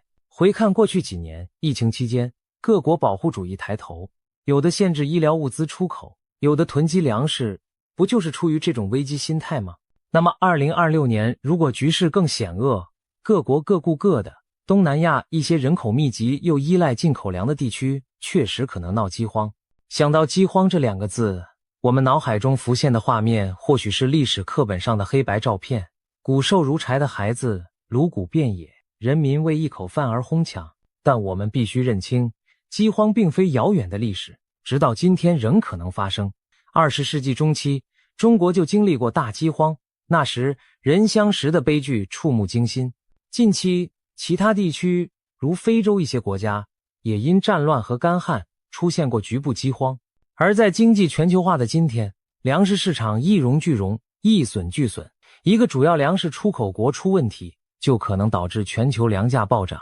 当前因气候变化、土壤退化，农业生产本就面临挑战。如果再遇上战事或瘟疫，农民无法下田耕作，粮食欠收，那影响将几何级数放大。我们真的有可能亲眼目睹米价飞涨10倍、100倍的日子。赊刀人用珍珠来比喻米之昂贵，让人不禁联想到圣经启示录中对世界末日场景的描写。在末世的第4骑士到来之前，第3位黑马骑士象征的正是饥荒。经文说，他手持天平，高声喊：1银币买1升麦子，或者1银币买3升大麦。意思是粮食价格贵得离谱，平常1枚银币能买很多粮，现在只能买一点点麦子充饥，温饱都成问题。这画面与米贵如珍珠何其相似。粮食从寻常百姓的主食变成贵比珠宝的奢侈品，正是末日灾难的典型情景。当我们看到现实中米价上涨的新闻，再对照这些预言，不禁倒吸一口凉气。难道传说正在变成现实？更令人不安的是，饥荒往往与战争、瘟疫相伴而生，古人称之为三灾并至。当战争破坏农田、切断运输，便引发粮荒，而饥荒中营养不良、卫生恶化，又极易滋生瘟疫。诺查丹马斯的预言诗中也有一句，瘟疫中的饥荒，就是描述瘟疫期间出现大面积饥饿的惨况。这似乎在暗示我们，当世界陷入战争与瘟疫，粮食危机会雪上加霜。如果赊刀人的前3句预言战乱、黑暗、饥荒相继应验，那基本等同于末日。四骑士已经来了3位，这世界将面临极其严峻的生存挑战。说到这里，你可能已经发现了一个可怕的逻辑：战争导致饥荒，饥荒伴随瘟疫，而瘟疫加剧死亡。没错，这正把我们引向赊刀人预言的最后一句，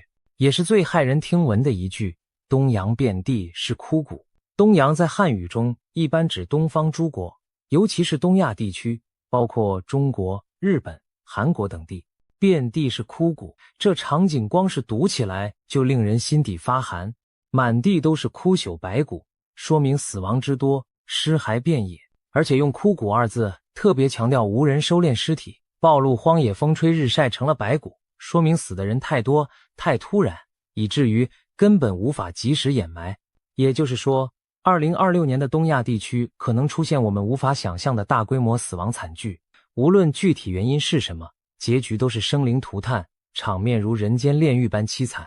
为什么偏偏是东亚遍地枯骨？这个问题让人不寒而栗。按理说，东亚包括中国这些国家，目前算是世界上经济发达、人口稠密的区域，难道会发生像中世纪黑死病、近代战乱那样的大量死亡事件吗？若前面的预言都成立，其实不难理解，可能导致如此多人死亡的无非几种：战争、瘟疫、饥荒，或者3者联合作用。而前面3句预言已经分别对应了战争、血火喷、灾乱、暗无天日，包括瘟疫、饥荒、米价暴涨。如果这3大灾难在东亚不幸叠加发生，后果自然是灾难性的。让我们逐一分析东亚可能面临的极端情境。第一，大规模战争。在东亚土地上，如果爆发战争，其伤亡人数很可能以100万计。尤其考虑现代武器的毁灭力，若中日或者中美在此交锋，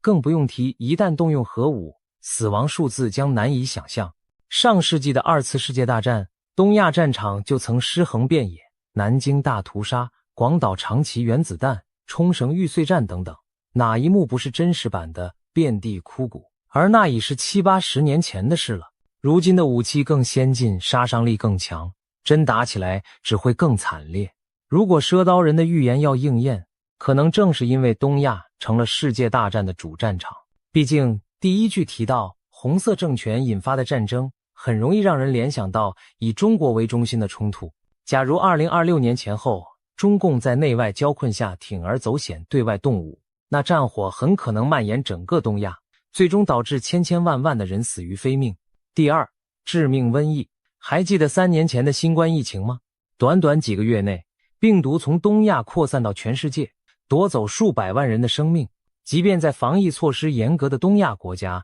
仍然损失惨重。中国官方虽然没有公开具体死亡数据，但从各地医院太平间爆满，火葬场连轴转地焚烧遗体，许多家庭痛失亲人的情况看来，死亡人数绝不在少数。那还只是致死率不算高的新冠病毒。如果2026年出现比新冠更凶猛的病原体，比如高致命性的禽流感大规模变异人传人，又或者新的冠状病毒毒株更毒，更能躲避免疫，东亚这些人口稠密的国家会不会重演一场黑死病式的人口灾难？尤其当社会同时陷入战乱和饥荒时，医疗体系瘫痪，营养条件恶化，更为瘟疫大流行创造了温床。那种情形下，病患可能大量死亡而无法及时掩埋，正是枯骨遍地的真实写照。事实上，近期已经出现一些令人不安的苗头。2023年底，中国坊间疯传所谓白肺病流行，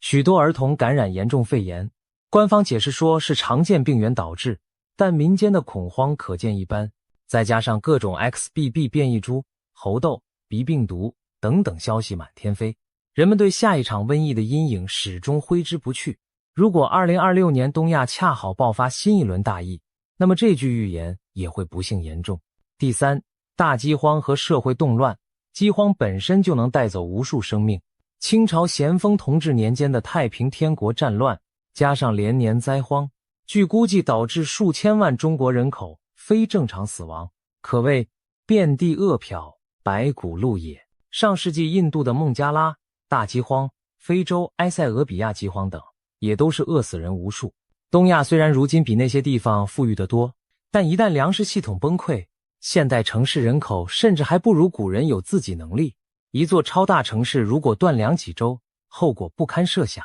更不用说在饥荒压力下可能引发社会动荡，暴力频发，造成人为的伤亡。东亚国家如果政权在那种压力下崩溃，失序状态中死亡人数恐怕也会飙升。试想一个极端画面，粮荒叠加瘟疫，城市中无法维持基本秩序，病死人和饿死人横陈街头无人收拾，那正是枯骨满地的现实版本。不希望发生，但并非全无可能。说到底，赊刀人这最后一句预言将东亚描绘成灾难的终点站，仿佛前面所有战乱、灾荒最终的伤亡都集中体现在东方这片土地。这不禁让不少人联想到中国古代许多预言中的说法：天下大乱，死人过半。例如明朝刘伯温据传留下的《烧饼歌》碑文中，就预警过将来人死一半的劫难情景。清朝推背图第45象也有哀哉盛世，骨肉分离的凄惨预兆。还有民间俗语说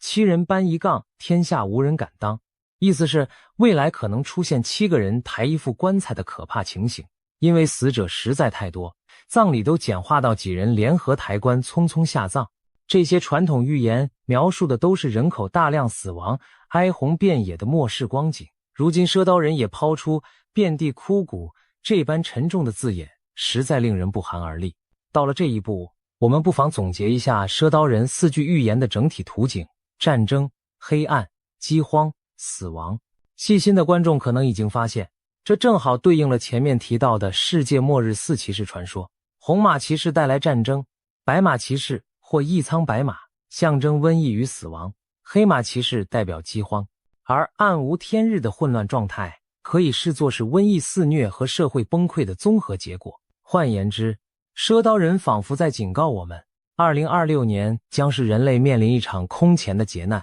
几乎所有可能的不幸都要一次性降临。美洲、欧洲有黑暗动荡，亚洲则战乱加剧，粮荒蔓延，疫情肆虐，最终大量生命逝去。这幅图景可谓末日场面的缩影，让人想想都头皮发麻。那么问题来了，这种可怕的预言，我们到底该不该相信？赊刀人的4句诗是上天的预警，还是无稽的恐吓？要回答这问题，或许得回到对预言本身的看法。历史上关于预言的故事不少，既有成功应验的案例，也有荒诞失准的闹剧。相信的人深信不疑，质疑的人一笑置之。现代科学当道，多数理智的人会认为预言只是一种巧合与选择性解读。就拿西方大预言家诺查丹马斯来说，他的诗句晦涩暧昧，被誉为百益不如一验，意思是你怎么解读都行，但只有发生了对应事件后再回头看，才能原来这句说的就是某某事。这样的预言当然容易灵验，因为出了什么事总能往里套。赊刀人的诗是否也是如此呢？或许要等2026年年底我们回顾时才能见分晓。在未来1年里，如果世界太平无事，战争避免，经济稳定，丰衣足食，那这预言自然是不攻自破。但如果不幸言中，那我们现在早点了解，至少可以有些心理准备。也许你会问，我们又能做什么呢？假设这些灾难真要降临，个人力量渺小，岂非只能束手无策，听天由命？倒也不必如此绝望。许多预言流传下来的目的，其实不是让人恐惧，而是让人警醒，从而尽力避开最坏的结局。换句话说，预言提供了一种可能性，但人类的行为仍可能改变结果。就像濒临悬崖的马车，如果有人提前预警前方险境，车夫当机立断勒马，也许就能在悬崖边缘止步。预言的价值正在于此，提醒我们反思当下的道路是否正确，还来得及转舵吗？从这个角度讲，赊刀人的预言对世界各国都是一记警钟。对大国领袖而言，或许该三思而后行，尽力避免战争，维护和平，不要让野心与对抗毁掉亿万生灵。对普通民众而言，也许我们应该强化粮食与物资储备意识，提高自救能力，而不是对生活掉以轻心。对整个人类社会而言，更需要团结合作，共同应对气候变化、瘟疫威胁等全球性挑战，以免陷入全面崩溃的境地。可以说，每个人在各自位置上做出哪怕微小的正向改变，汇聚起来都可能改写历史的走向。许多古老的传说中，预言往往伴随着劝善的信息。赊刀人本身就是个颇有道德意味的角色，他卖刀不及时收钱，给购买者一段试炼期，若干年后才上门讨债。在这期间，如果预言成真，那人们可能因他的警示而避开灾祸，这钱付的也心甘情愿。反之，如果预言没发生，那或许是因为大家行善积德转移了灾祸，赊刀人也不一定会再出现讨要什么。一些信奉宿命的人相信，大劫降临之前必有征兆与高人指点，如果人们悬崖勒马，积善消业，就能将灾祸减轻甚至化解。在湖南那位赊刀人的故事中，王鹤也提到，人要赶快自救，行善向善是度过劫难的唯一法宝。这其实和许多宗教教会异曲同工。面对末日审判，最好的准备就是反省自心，善待他人。因为唯有道德的力量，才能让我们在巨难来临时守住人性的最后底线，进而重建家园。除了劝善，一些预言还给出希望的伏笔。虽然诺查丹马斯的诗多半阴森恐怖，但在东方预言中，经常在描述劫难后接着预言救世主的出现。有句话叫否极泰来，意思是事情发展到极端就会反转向好的方向。在中国的预言传统里，流传最广的莫过于刘伯温预言。据说刘伯温在《烧饼歌》里不仅预见了乱世浩劫，也提到劫后将有圣人出世，拯救苍生的场景。一些解读认为，当人类在灾难中痛定思痛，会迎来一位大圣人，带领仅存的人们重建秩序。甚至有人断言，2026年正是圣人现世之年。有的传闻更指向台湾，认为圣人可能从台湾这片土地走出，为风雨飘摇的华人乃至全世界带来新的希望。虽然这听起来颇具神话色彩，难以考证其真伪，但不得不说，在一片绝望预言之中，它为我们点燃了一点光亮，那就是希望。希望乱世终将结束，希望有贤能之人出来力挽狂澜，希望经历苦难的人们最终能迎来雨过天晴。当然，与其坐等圣人，不如我们每个人先从自己做起，把能做的善事做好，把该尽的本分尽到。古人云，人心齐，泰山移。如果大家都朝着避免战争、减轻灾难的方向努力，也许悲剧就不会发生到预言中那般不可收拾的地步。正如一位哲人所说，预言的目的不是让你看到注定的未来，而是给你一个改变未来的契机。现在2026年已经到来，赊刀人那神秘莫测的4句诗摆在我们面前，到底是天启还是谣言，即将见分晓。回头再问一次，你敢信吗？也许有人依然半信半疑，也许有人已经开始心存戒备。无论如何，我们正身处一个历史的十字路口。展望未来1年，国际局势风云诡谲，机遇与风险并存。希望赊刀人的预言最终被证明只是虚惊一场，人类可以安然度过这段多事之秋。但假如其中哪怕有一半成真，那我们今天的讨论也不算白费，至少我们提前认清了最坏的可能，并且明白了自己该如何面对。最后，用一句老话作结，宁可信其有，不可信其无。对灾难预警，我们宁可严阵以待，也别掉以轻心。居安思危，防患未然。总好过事到临头方寸大乱。赊刀人现身的传奇，给我们敲响的正是这样一记警钟，让我们保持希望与理智，在黑暗中寻找光明。2026年，究竟是预言中的浩劫，还是拨云见日的新生？历史的车轮已经开始转动，就让时间来揭晓答案。我们拭目以待，也愿天下苍生平安度过这多事的一年。愿预言最终只是预言，愿人间依旧见到光明的天日。2026这一年被不少预言家称为人类文明的转折年。中共政权的天命将告断裂，掌权逾10年的习近平可能在2027年从舞台上消失，象征中国力量的三峡大坝出现不祥的坍塌征兆。南方大省广东或许率先跳脱中央束缚，踏出区域自治的脚步。同一时间，在国际舞台上，伊朗酝酿着革命风暴，欧洲面临撕裂危机，全球性的水资源枯竭更可能引爆战争。而与此同时，人类科技或迎来重大突破，为我们开启一个全新的世界。这些听来仿佛灾难片剧情的预测，究竟有无根据？今天，我们就从历史与现实出发，深入探讨这一连串可能改变世界的大事件。我们先把目光投向中国。中国历代王朝更迭都有一个说法，叫做天命。简单来说，就是一个政权的合法性来自上天的授意。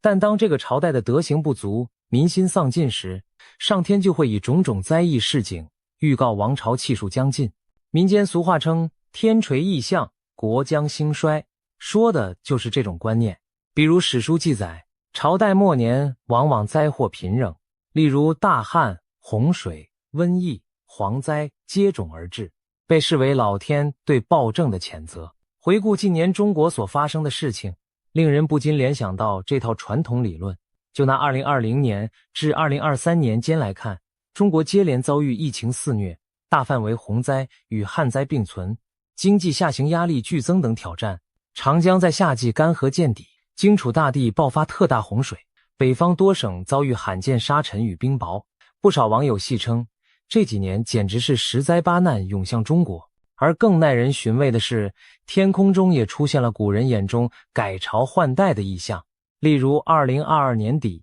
北京和东北等地多次出现换日现象，天空中悬着3个太阳。根据唐代星象家李淳风在《以四战》中的古训提到，众日并见，天下裂分，意思是如果天空同时出现多个太阳，预示天下将要分裂，战乱四起。传说中的征兆竟在现代真实上演，难怪一些迷信的百姓开始嘀咕，莫非中共的天命真的要到头了？除了天灾异象之外，民心的变化也是天命是否犹存的重要标志。2022年底，中国多地爆发了所谓白纸运动的抗议浪潮，年轻一代走上街头，高举白纸抗议严苛的风控和言论管制，甚至有人公开喊出反对领袖的口号。这在高压统治下的中国极为罕见，仿佛让人看到了民心中的一丝裂痕。尽管当局迅速平息了风波，但那一幕透露出的民意汹涌，令外界意识到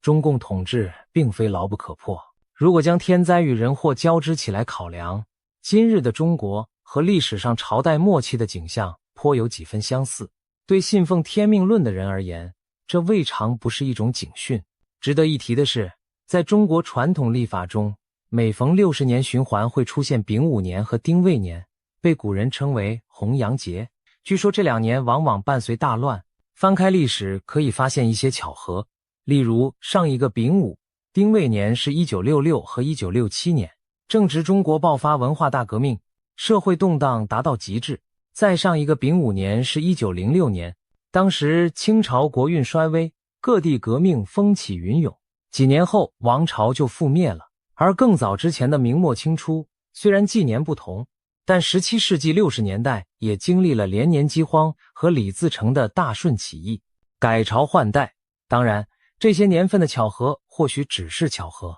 但民间因此对2026丙午年和2027丁未年格外忌惮，认为红阳节可能再次应验。近年不少预言文章也将这2年描述为人类文明的大变局之时。迷信也好，巧合也罢，当灾异与动荡真的开始密集出现，人们难免会把它和老天的旨意联系起来。不少海内外的观察家开始酝酿一个大胆的推测，认为2026年前后中共政权可能会步入衰亡的命运转折点。先说中国，网络上曾热传一位奇人王恩庆的说法，据称王恩庆被某些中南海权贵奉为国师。他早年大胆预言，中华人民共和国的国旗上有5颗星，分别象征5个中共领袖：毛泽东、邓小平、江泽民、胡锦涛和习近平，没有第6颗，因为第5个就是掘墓人。所以他认为在习近平任内，中共的统治将告终结。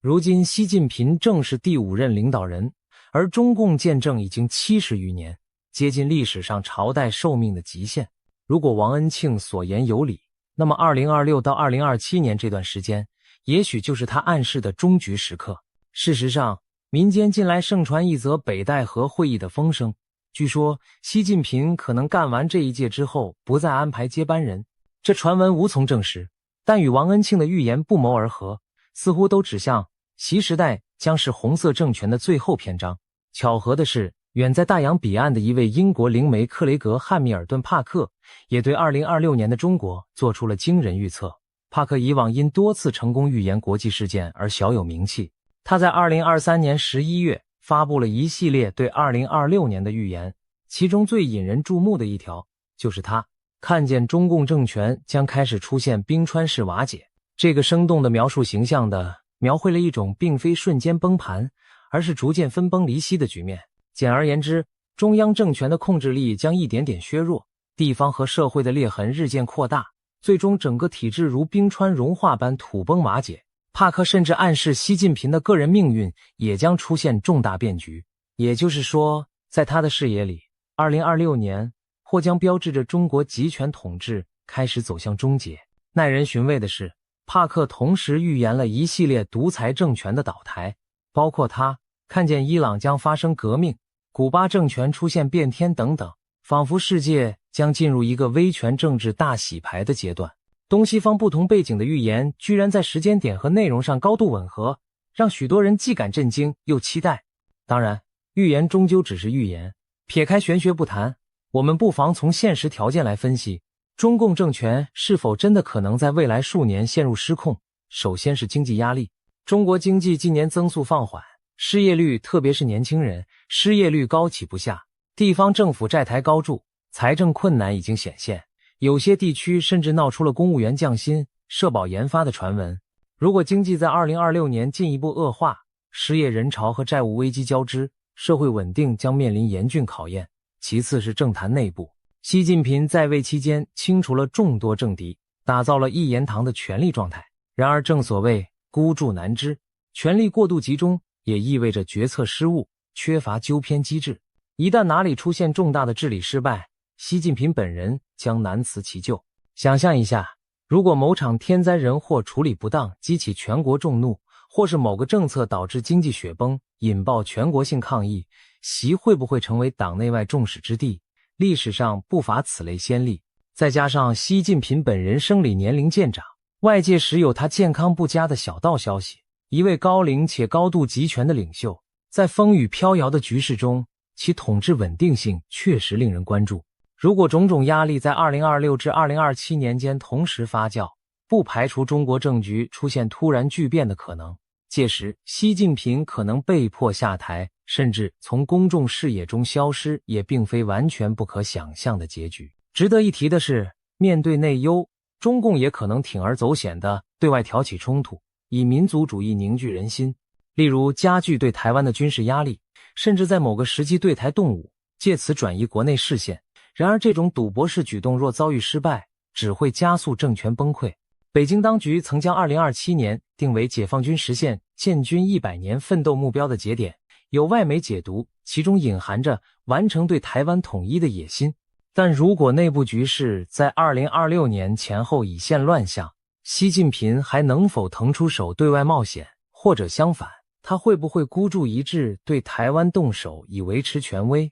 这些未知数都为未来增添了更多变数。谈到可能颠覆中共政权的因素，除了人事和政治，本身具有象征意义的重大工程若出现危机，往往对民心与政权信心的打击更是巨大。这其中不得不提长江上的三峡大坝。三峡大坝是目前世界上规模最大的水坝工程，号称能抵御万年一遇的洪水。然而自从建成以来，它的安全性和种种负面影响就一直饱受争议。早在兴建之初，水利权威黄万里教授就曾预言三峡工程将带来12项灾难性后果。如今10数年过去，黄老预言中的前11项几乎都已应验，例如下游河岸坍塌、航运受阻、百万移民问题、泥沙淤积、水质恶化、生态失衡、地震隐患等等。一共只剩下最后一项，也就是他最不愿见到的一幕，大坝最终可能不得不被炸掉。尽管官方从未承认大坝存在生死攸关的危机，但近年来一些迹象令人不安。2020年夏季，超历史极值的长江洪水压境，三峡坝区一度承受了前所未有的入库流量，所幸涉险过关。事后有海外卫星照片显示，大坝疑似发生轻微变形。虽然中国专家解释那是正常弹性，但仍引发轩然大波。接着2022年又发生长江中下游罕见干旱，三峡库区水位骤降，显露出库岸滑坡的隐患。可以说，大坝正经历极端天候的反复考验。而在中国传统风水观中，三峡大坝更被一些术数家斥为斩断龙脉之举，认为此举逆天而行，终将折损国运。不管风水之说是否可信，三峡工程象征着中共治下人定胜天的骄傲。如果有一天它出现重大事故或结构性损毁，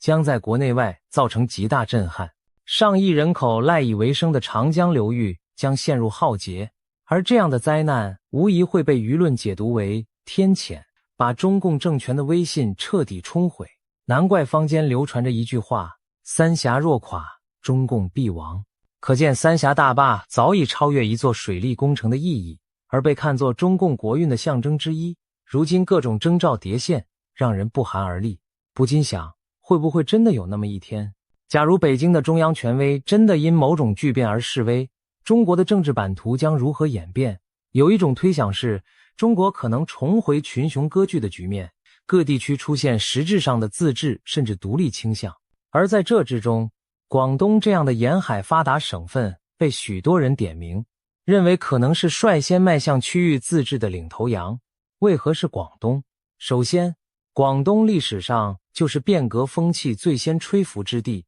晚清以来的多次革命运动，如辛亥革命、护法运动，广州都曾是策源地。民国时期，广东也一度成为军阀割据时代的半独立政权，由陈济棠等地方实力派经营自治。这片岭南大地民风开放，与中央朝廷的联系相对松弛。其次，广东经济实力雄厚，改革开放以来累积了巨大的物质基础和国际联系。若中央政府瘫痪，广东有能力自成一体，继续运转，反而那些财政依赖中央补贴的欠发达内地省份才更难独立支撑。再者，广东毗邻港澳，吸收了较多民主法治的观念熏陶，广东人对自由和自治的向往可能比内地其他地方更强烈。即便在严厉管控下，我们依然能从互联网舆论中窥见一丝端倪。有人半开玩笑地自称广东公投独立，虽然这类言论很快被删除，但它的出现本身耐人寻味。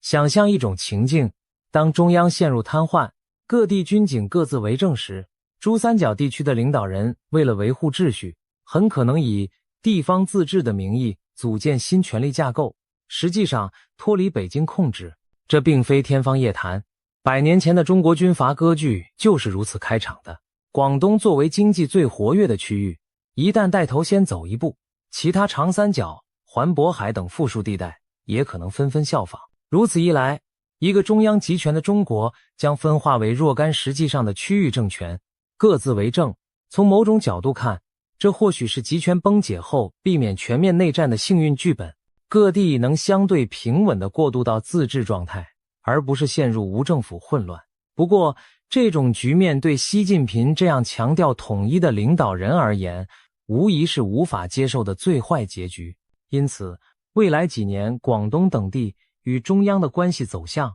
将成为判断中共政权是否江河日下的一个风向标。如果我们真的看到地方开始公然违抗中央指令，自行其事，那就说明天命真的降临到尽头了。从以上种种迹象与推演来看，2026年前后中国内部确实存在巨变的可能性。当然，这些还只是围绕中国的剧本。此时此刻，让我们把视野放宽，看看世界其他地区正在酝酿的动荡与变局。或许巧合的是，他们与中国的巨变可能前后呼应，构成全球范围内的震荡。首先是中东的伊朗，这个拥有深厚文明底蕴的波斯国度，在21世纪的今天依然实行着严苛的神权统治。然而暗流涌动，伊朗社会对现政权的不满早已积蓄多年。早在2009年，伊朗就爆发过大规模的绿色革命抗议。此后经济低迷和制裁压力下，民众示威此起彼伏。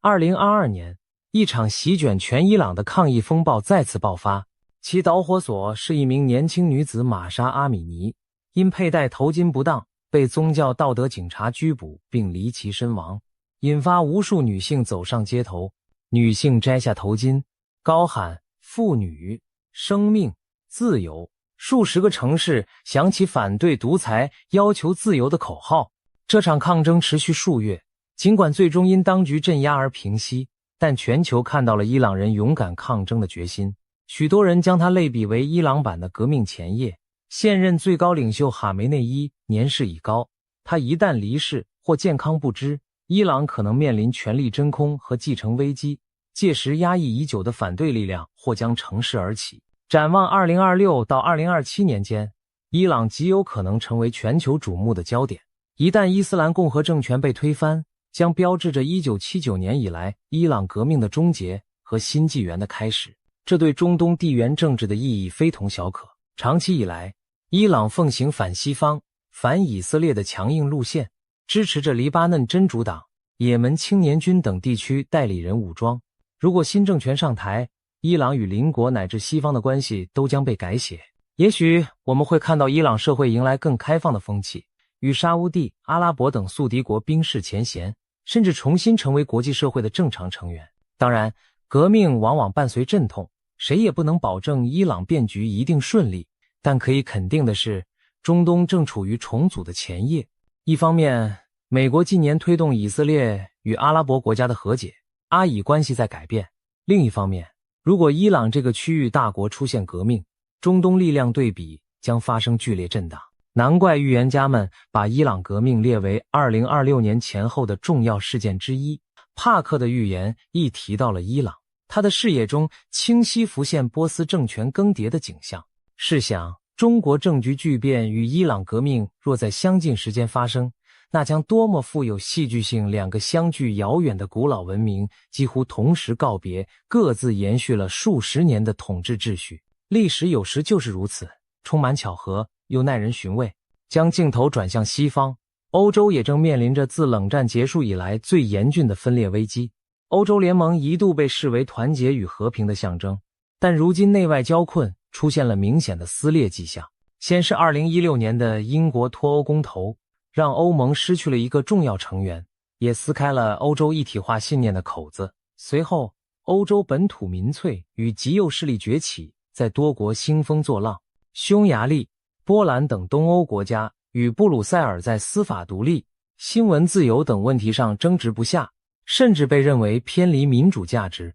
意大利、法国等大国的选举中，疑、欧、反移民的政党声势日渐浩大，就连稳定的斯堪的纳维亚国家极右翼政党也正走向前台。种种迹象表明，欧盟内部的共识在流失，各国各顾自身利益的倾向在上升。除了政治上的分歧，欧洲社会还潜伏着文化和宗教的裂痕，这主要体现在欧洲原住民与穆斯林移民群体之间日益紧张的关系。近10多年来，欧洲接纳了大量来自中东、非洲的移民和难民，他们中很多人信奉伊斯兰教。多元文化政策一开始让欧洲显得包容繁荣，但当经济压力和安全事件发生时，社会矛盾便凸显出来。巴黎、布鲁塞尔、柏林等地接连发生恐怖袭击和社区骚乱，有的是极端分子所为，有的则是移民青年对歧视和贫困的不满爆发。2023年，法国就因一起警察射杀少数族裔青少年的事件引发全国性骚乱，大批移民背景的年轻人在街头纵火砸车，让整个欧洲为之震惊。这些事件加深了部分欧洲民众对移民群体的疑惧，也助长了仇外的极端民族主义情绪。于是，一方面穆斯林社群感到被边缘化和敌视，另一方面本地居民又觉得自身文化传统受到威胁。在极端情况下，这种双向对立可能引发更猛烈的冲突，甚至带有宗教色彩的对抗。有悲观的观察者警告，欧洲未来不排除出现新宗教战争的可能。当然，多数人认为这种说法过于夸张，但足以说明隐患之严重。经济和地缘因素也在撕扯着欧洲的团结。2022年爆发的俄乌战争大大改变了欧洲的战略环境。欧洲各国在支持乌克兰问题上表面团结，但随着战争持续，分歧开始浮现。东欧的波罗的海国家和波兰因为紧邻俄罗斯，更坚决反俄，而像德国、法国这样的西欧大国，民众对长期制裁和军援的耐心正逐渐减少。一旦战局胶着到2025、2026年仍无定论，欧盟内部可能出现两派，一派主张继续强硬到底，另一派倾向寻求妥协停战，这将成为另一道撕裂欧洲的裂缝。此外，能源危机也在考验欧洲。自俄罗斯切断对欧天然气供应后，欧盟国家在能源问题上虽制定了共同方案，但私下里各自为政的现象并不鲜见。2022年的冬天，德国等富国砸下重金抢购天然气储备，引发较贫弱国家的不满。未来若再遇能源短缺，一些国家可能不顾他国而自行其事，例如限制能源出口或囤积燃料，重演疫情初期争夺防疫物资的一幕，进一步侵蚀成员国间的互信。综上所述，欧洲昔日那种你中有我，我中有你的团结，气氛正日渐淡薄。展望未来几年，我们可能看到欧盟变得愈发松散无力，甚至不排除某些国家步英国之后尘退出联盟。欧元区和申根区也面临压力测试，如果经济再度陷入衰退，各国很可能为了自保违背共同体原则。毫不夸张地说，欧洲正站在团结还是分裂的十字路口。欧盟的解体不再是天方夜谭，而是许多欧洲人开始讨论的现实可能性。有人担心，一旦欧盟真走向分崩离析，整个欧洲大陆将陷入各行其事、缺乏协调的混乱状态，这对全球秩序也是巨大的变数。这种撕裂也许不是像2次世界大战那样的热战，而是一种慢性瓦解，政治上各行其事，社会上离心离德，文化上分庭抗礼。它将极大削弱欧洲在国际舞台的影响力，也让世界局势更添不稳定因素。除了人为的政局变动，未来几年另一个可能引发全球动荡的因素，竟是我们赖以生存的自然资源水。随着气候变迁和人口增长，全球许多地区的淡水供应正面临前所未有的紧张。科学数据显示，2025年前后，世界上1半以上人口将遭遇季节性或长期性的缺水困扰。水资源短缺不仅影响日常生活，更牵动粮食安全和能源生产。因此，各国之间围绕江河湖泊的争夺愈演愈烈，水战争的阴影开始浮现。非洲和中东是水资源冲突最明显的地带。举例而言，北非的尼罗河养活了埃及9000万人口，被埃及称为生命之河。但上游的伊索比亚近年修建了巨型水坝复兴大坝，打算拦蓄尼罗河水发电和灌溉。埃及担心这将严重威胁下游用水，一度扬言不惜一战也要捍卫尼罗河流量。尽管双方在国际斡旋下多次谈判，但迟迟无法达成长久协议。如果未来伊索比亚强硬推进蓄水计划，而碰巧逢上干旱年景，造成埃及水荒，埃及极端势力很可能推动政府采取军事行动，如空袭大坝等，那将是典型的为水开战。一旦这一先例出现，地区局势将极其危险。中东地区另一些河流也存在类似问题，例如土耳其在幼发拉底河和底格里斯河上建坝，引发下游叙利亚、伊拉克的不满。约旦河流域的水资源分配也是以色列、约旦、巴勒斯坦争执多年的焦点。如果气候加剧干旱，这些矛盾可能突破外交框架而演变成冲突。在亚洲、南亚和中亚也有多条河川成为潜在火药桶。印度和巴基斯坦共享着印度河水系，虽然有历史悠久的分水条约，但随着克什米尔地区局势紧张和水量减少，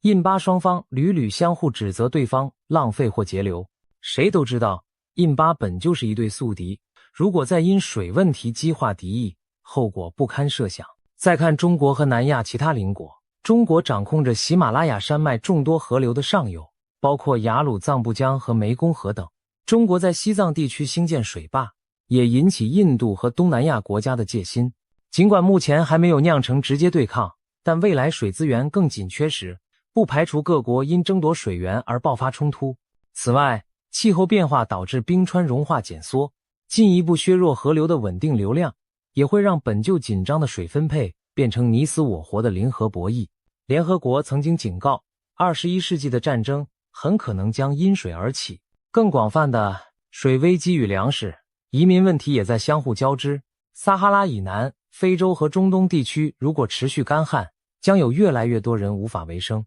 不得不背井离乡，迁往水源较充沛的地区。这种气候难民潮有可能冲击邻近的欧洲和亚洲国家，加剧地缘压力。一些内战的爆发背后同样有水资源因素的助推，例如达尔富尔冲突、叙利亚内战，在动荡前都经历了严重干旱和农业欠收。可见水资源短缺不仅可能引发国与国之间的战争，也会成为国内动乱的导火索，进而波及区域稳定。人类如果无法妥善管理这一最基本的资源，未来的冲突图景将会更加令人担忧。读到这里，您可能不禁感到有些压抑。从中国的政权危机、地缘革命到欧洲纷扰，甚至水战阴云，未来几年仿佛充满了动荡和灾祸。然而，历史的画卷并不只有灾难和冲突的色彩，往往在最黑暗的时刻，人类文明也在孕育新的希望。我们不能忽视另一个平行发生的重要进程，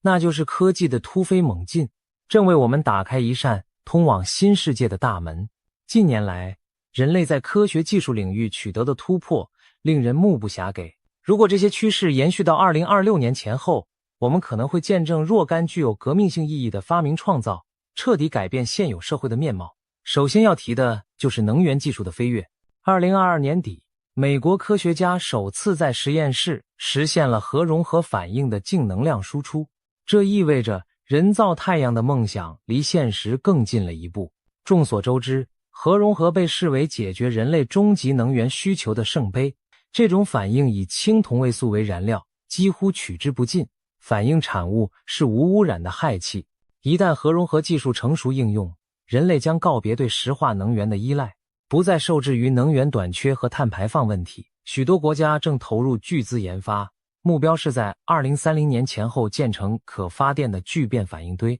如果在2026年左右，我们听到某个团队成功点火运转了一座中型核融合装置，那将是科技史上的巅峰时刻，也标志着能源革命的开端。无限且清洁的能源不仅意味着工农业生产方式的颠覆，也将给国际政治带来深远影响，比如传统产油国的地缘地位下降、高油价引发的争端不复存在等等。除了能源，人工智慧的快速发展同样值得瞩目。2023年，全球掀起了一股 AI 浪潮，大型语言模型和生成式人工智慧技术惊艳世人。虽然现有的 AI 在某些方面仍有局限，但进步速度极快。有专家推测，在未来几年内， AI 有望通过图灵测试达到接近人类的智能水平。假如到了2027年前后，人类真的打造出一个通用人工智慧系统，它将彻底改变游戏规则。届时，医学研究可以借助 AI 更快找到癌症、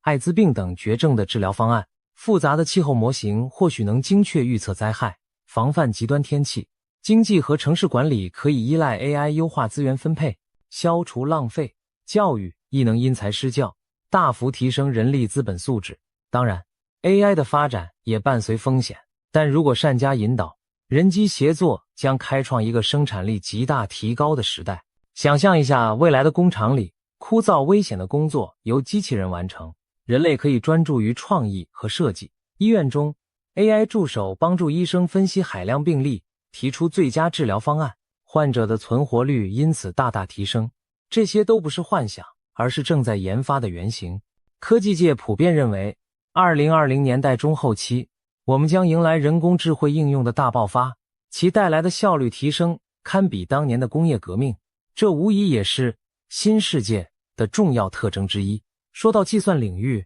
我们还不得不提量子科技的新前景。2020年代初，科研人员已经研制出拥有数十个量子比特的试验性量子计算机，能在某些特定问题上远胜传统超级计算机。随着量子纠缠控制和纠错技术的进步，量子计算有望在未来几年取得量子霸权，解决传统算法无法应对的复杂难题，例如高难度的新材料模拟、密码破解、优化调度等，都将因量子计算的强大算力而取得突破。谁掌握了实用化的量子计算，谁就可能在下一代科技竞赛中夺得先机。通信技术方面，第6代移动通信技术，也就是 6G， 正紧锣密鼓的研发中。6G 网络预计将比 5G 快数十倍，实现真正的万物互联和毫秒延迟。这将带来虚拟与现实深度融合的全新体验，例如超高清全息通话、沉浸式元宇宙应用、无处不在的自动驾驶协同，都有赖于 6G 的高速率和低延迟。一旦 6G 在2020年代末开始部署，整个社会的连接形态将再度跃升一个档次，人们的工作、娱乐和社交模式都会被重塑。在生物医学领域，基因工程和再生医学的进展同样振奋人心。自从人类基因组计划完成、基因编辑工具 CRISPR 问世以来，我们正逐步解开生命的密码。科学家已经能够修改致病基因，研发个性化的基因疗法。一些曾经无解的遗传病，如血友病、肌萎缩症等，如今透过基因编辑技术找到了治愈希望。再生医学方面，利用干细胞培育器官组织的技术日渐成熟，用人造器官来替换病变组织不再只是科幻桥段。这意味着人类寿命有望进一步延长，生命质量大大提高。试想，癌症不再是不治之症，老年痴呆可以被预防甚至逆转，那将是多么不同的社会。许多老龄化国家的困境将迎刃而解，人们在更长的寿命中依然保持健康活力。当然，新技术带来伦理挑战，但整体而言，生命科学的突破将让我们对生命的定义产生前所未有的理解，进而改变社会结构。再把眼光投向遥远的天空，2020年代也是人类重返太空的时代。美国的阿提米斯计划已经在2025年前后尝试将太空人送回月球。这次的目标不仅是插旗留影，而是建立月面长期基地。火星探测方面，多国正在为载人登火星做技术准备。如果一切顺利，2030年代初，我们就有望见证人类踏上火星的壮举。虽然载人火星之旅未必正好发生在2026年，但本世纪20年代中后期无疑是太空事业重要的蓄势期。商业航天的快速发展让载人太空旅行不再是超级大国的专利，私人公司已多次将乘客送入近地轨道并安全返回。随着太空技术成本降低，我们可以期待更频繁的太空任务。这意味着人类的活动范围首次真正迈出地球，进入新世界的另一重意义外太空。长远来看，太空资源的开发将为人类文明带来新的增长空间，例如开采小行星上的稀有金属，或在月球上开发大量的氦三燃料等等。虽然这些愿景尚需时日，但现在正是一切的起点。由此可见，2026年前后的几年，可能一方面是动荡不安、战云密布的关键时刻，另一方面又是希望萌芽、突破涌现的创新时代。我们仿佛处在一个旧世界与新世界的交界处，前方的走向未定，既充满危机，也蕴藏转机。这不禁让人想到历史上的某些关键年代，例如20世纪40年代，世界经历战火洗礼，却也催生了联合国体系和战后新的国际秩序。再比如18世纪末，封建王朝在革命风暴中倒塌，随之而来的是民族国家和民主思想的崛起。历史有其惊人的相似之处。今天我们面临的中共政权挑战、全球权力转移和科技革命浪潮交织在一起，很可能孕育出新一轮世界格局的重塑。那么我们该以怎样的心态来面对这个不确定的未来？或许最好的态度就是保持警醒，但不失希望。一方面要看到问题的严峻性，毕竟任何一个环节的失控都可能给无数生命带来苦难。国际社会需要比以往更紧密的合作来度过这场风暴。另一方面，也要相信人类的智慧和韧性。每当到了最危急的关头，人类往往能激发出改变自身命运的创造力与勇气。也许正是在种种危机的倒逼下，我们将加速采取行动，无论是缓和冲突还是发展新技术，去化解那些威胁文明的难题。最后，让我们回到开头列举的那些惊人预测。中共2026天命断裂也好，习近平2027消失也罢，这些未来场景最终是否会成真，现在下定论还为时尚早。同样，三峡大坝会不会出现异变？广东是否真的带头自治？伊朗的革命之火何时真正点燃？欧洲会否彻底决裂？这一连串问号只能交给时间解答。唯一可以确定的是，我们正生活在一个剧烈变动的前夜，种种征兆都在昭示着旧有的稳定格局正在松动，一个充满未知的新时代渐行渐近。或许若干年后回首，我们会发现2026年前后真的是历史课本上的分水岭，人类由此踏上一条全新的道路。希望那将是一条浴火重生之路，而非万劫不复之路。历史的大戏已然开幕，让我们拭目以待，见证这段不平凡的时代篇章。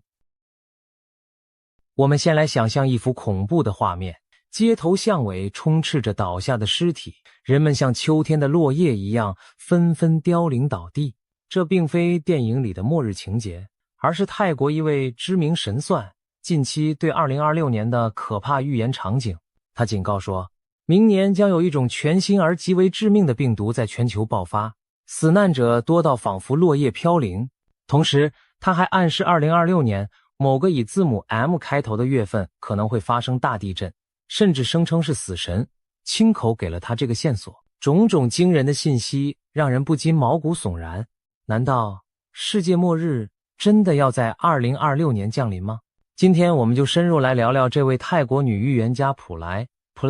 所描述的未来图景，以及其他预言中对2026年的可怕警讯，看看这一年究竟为何被形容为人类命运的关键转折点。首先介绍一下普莱师傅的背景与预言实际。普莱在泰国被称为神级命理师，预测命中率据说高达80%。他原本隐退不再公开露面，但去年底突然复出，引起各界关注。为什么他的话这么有分量？因为他过去的许多惊人预言已被现实验证。举几个例子，普莱早在2024年底的一次访谈中就提醒大家2025年上半年在缅甸一带会发生强烈地震，甚至波及曼谷。结果2025年3月28日，缅甸果然发生了瑞士规模 7.7 的大地震，远在泰国曼谷的高楼都有明显震感。那次地震甚至导致曼谷一栋在兴建中的审计署大楼倒塌。巧合的是，普莱之前也警告过，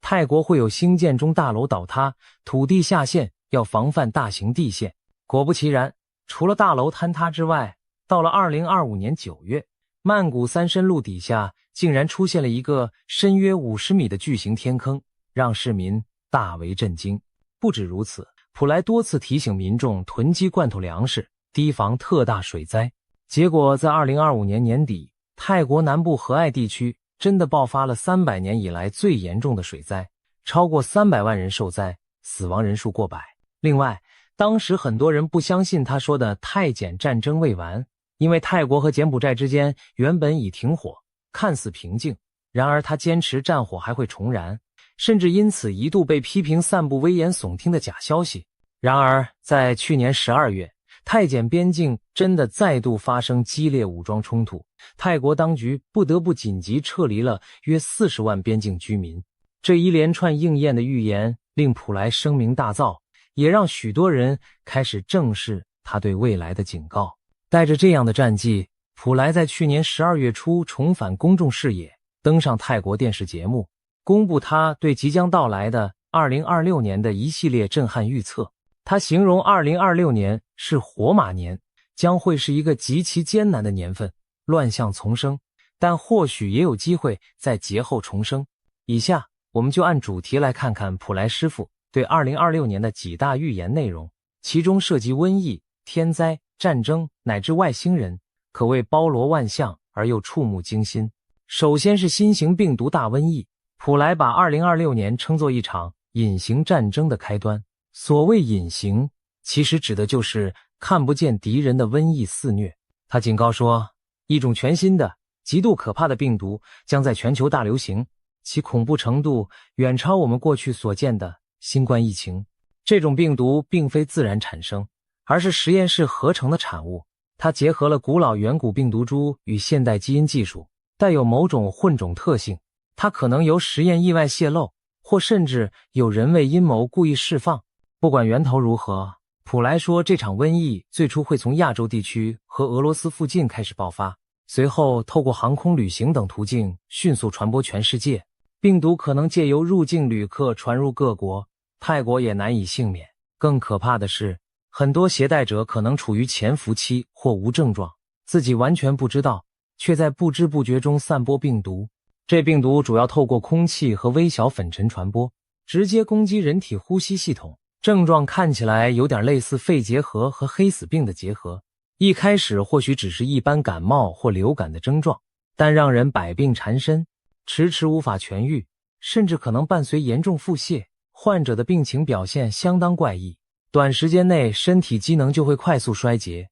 医生几乎束手无策，致死率极高。普莱形容说，这场疫情不一定需要全民长期居家隔离，或许传播速度未必像新冠那样迅猛全面，但在局部地区会出现极为骇人的景象，死人如花朵凋零，枯叶掉落般成群倒下，也就是开头所描绘的人们大批大批突然病亡的场面，让人生畏。届时某些城市可能真出现街上随处是倒闭之人的凄惨情景。更离奇的是，普莱提到在瘟疫流行期间，肉类食物可能会带有病毒而无法食用，也许病毒能够感染动物或透过肉类传播，所以届时人们被迫回归自然，改以蔬菜水果为主要食物来源，不敢再吃肉。大家仿佛回到了古代狩猎之前的农耕饮食时代。想象一下，那时候人们谈虎色变，连餐桌上的肉都不敢碰，只能啃菜叶为生。这种景象何其荒诞又凄凉。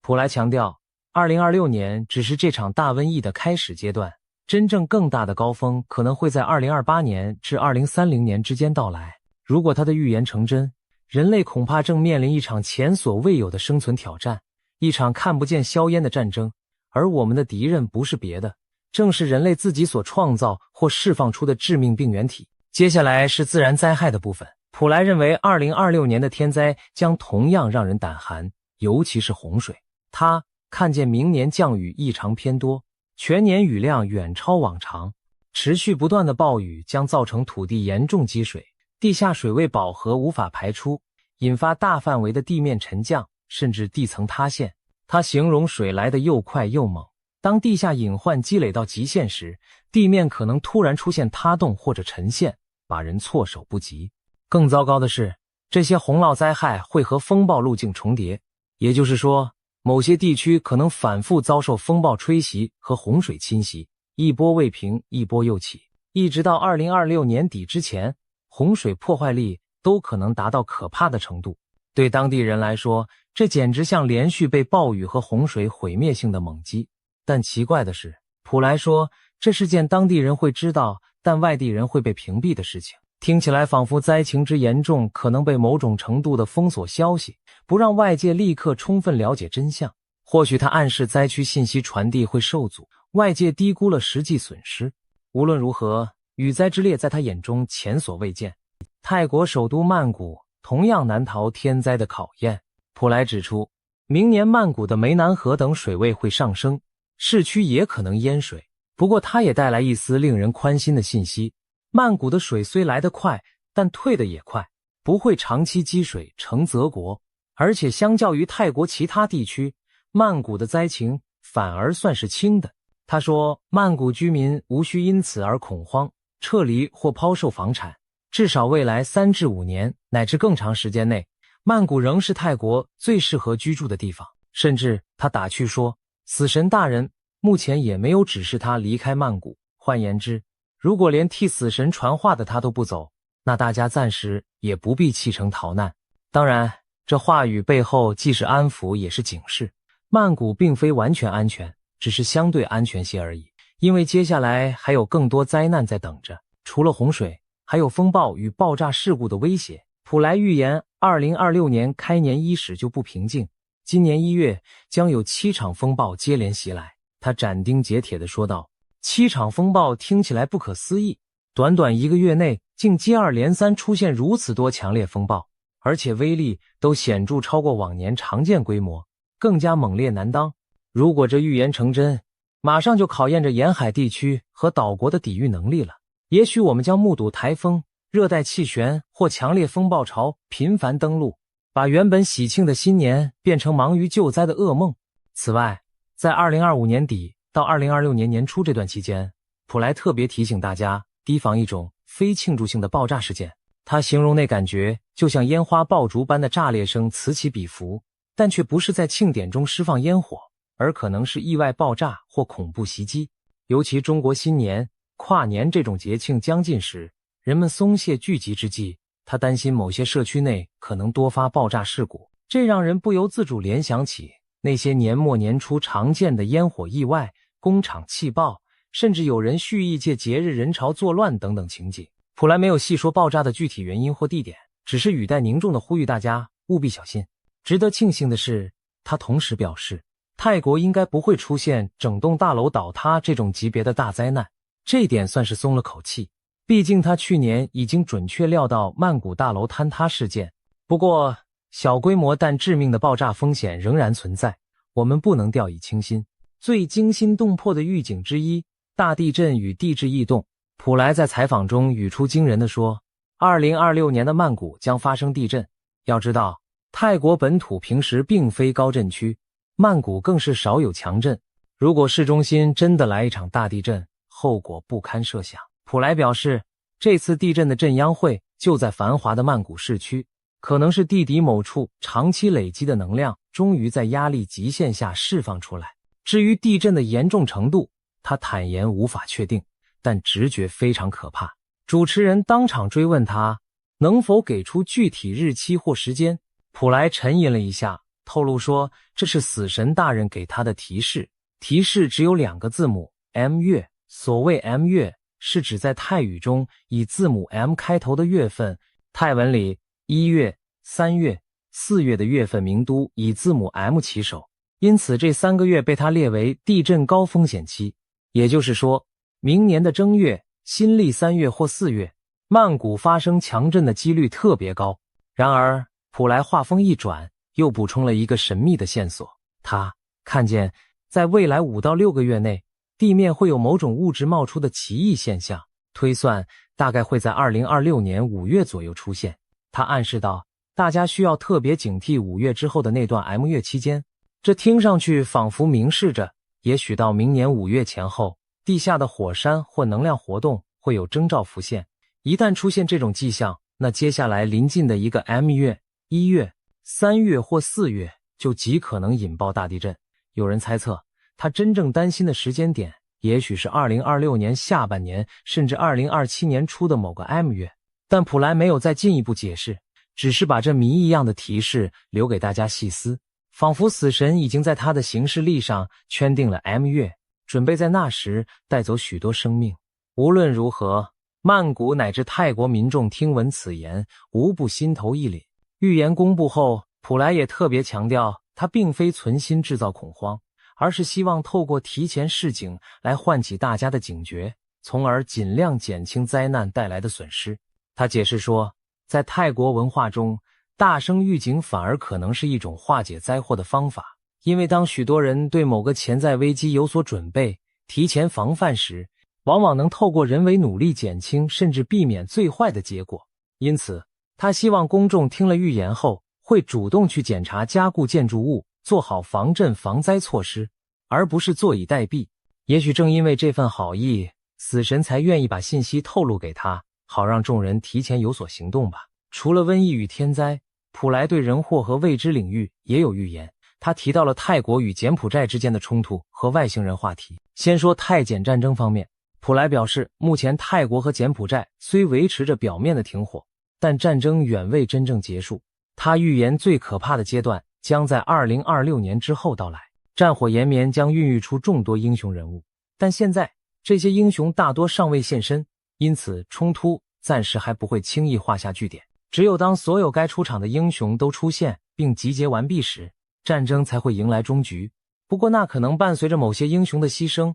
或者有人失去重要的身体部位，比如在战争中致残。听起来仿佛史诗故事般的预言，让人浮想联翩。是否未来会有几位举足轻重的将领或领袖，在太检边境冲突中陆续登场，厮杀角逐？而战争的结局或许以他们其中一些人的阵亡告终。普莱没有明言这些英雄指的是谁，但他话里隐隐透着，这场邻国之战短期内难有胜负，反而可能愈演愈烈。想到太检都是我们亚洲的邻居，如果2026年之后那片土地硝烟再起，将有许多无辜生命卷入，这不免让人担忧。更让人瞠目的是关于外星人的警告。在节目中，主持人问道，要不要主动尝试跟外星文明联络？如果我们想寻求他们帮助或分享知识呢？没想到普莱严肃地摇头说，绝对不要轻举妄动。他明确表示，千万不要主动联系或向外星人提供任何信息，这是非常危险的行为，因为那等同于暴露我们人类自身的弱点给对方知道。他建议应该把外星人视为另一个国家，看待我们去不了他们那里，但他们却可以随时来到地球造访，而无任何障碍。换言之，人类在这场可能的星际接触中处于完全被动的地位，所以不能大意。更惊人的是，普莱声称外星人其实已经混迹在人群之中。他说从2026年开始，将有越来越多外星人隐居在泰国，尤其会出现在所谓阿尔法世代的年轻人中间。那些20多岁的天才人物，有些可能其实就是外星来客伪装的，比如以外国投资者、创业家的身份进入泰国社会，他们拥有极其超前的视野和知识。这段话几乎像科幻小说剧情，听上去仿佛未来我们身边某些卓越非凡的青年才俊，其实并非地球土著，而是外星智慧生命的化身。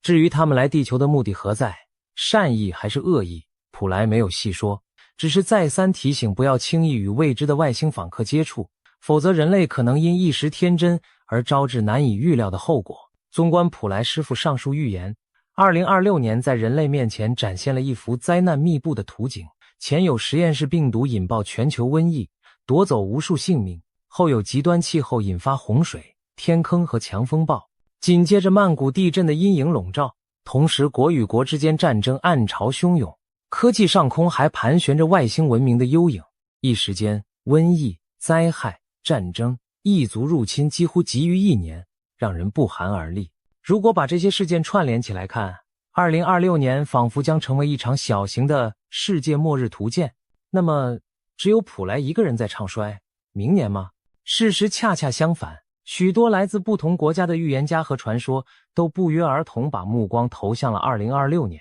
仿佛都在警示我们这一年将发生翻天覆地的大事。其中最受瞩目的，除了泰国的普莱，还有印度的神童占星师阿南德，以及欧洲已逝的盲眼预言家巴巴万加，俗称龙婆，甚至16世纪的著名法国预言家诺查丹马斯，也被人从他布满谜团的诗句中解读出对2026年的惊人暗示。接下来，我们就将普莱的预言与其他末日先知的看法综合起来，比对看看这些不同来源是否在某些关键点上惊人的相似。先来看印度的预言神童阿南德。这位年仅19岁的印度青年，从小研习古老的吠陀占星术，据说曾准确预测新冠疫情、俄乌战争、台湾大地震等重大事件，因而拥有大批信众，被誉为世界上最年轻的灵性预言家。阿南德在他最新的星象分析中也强调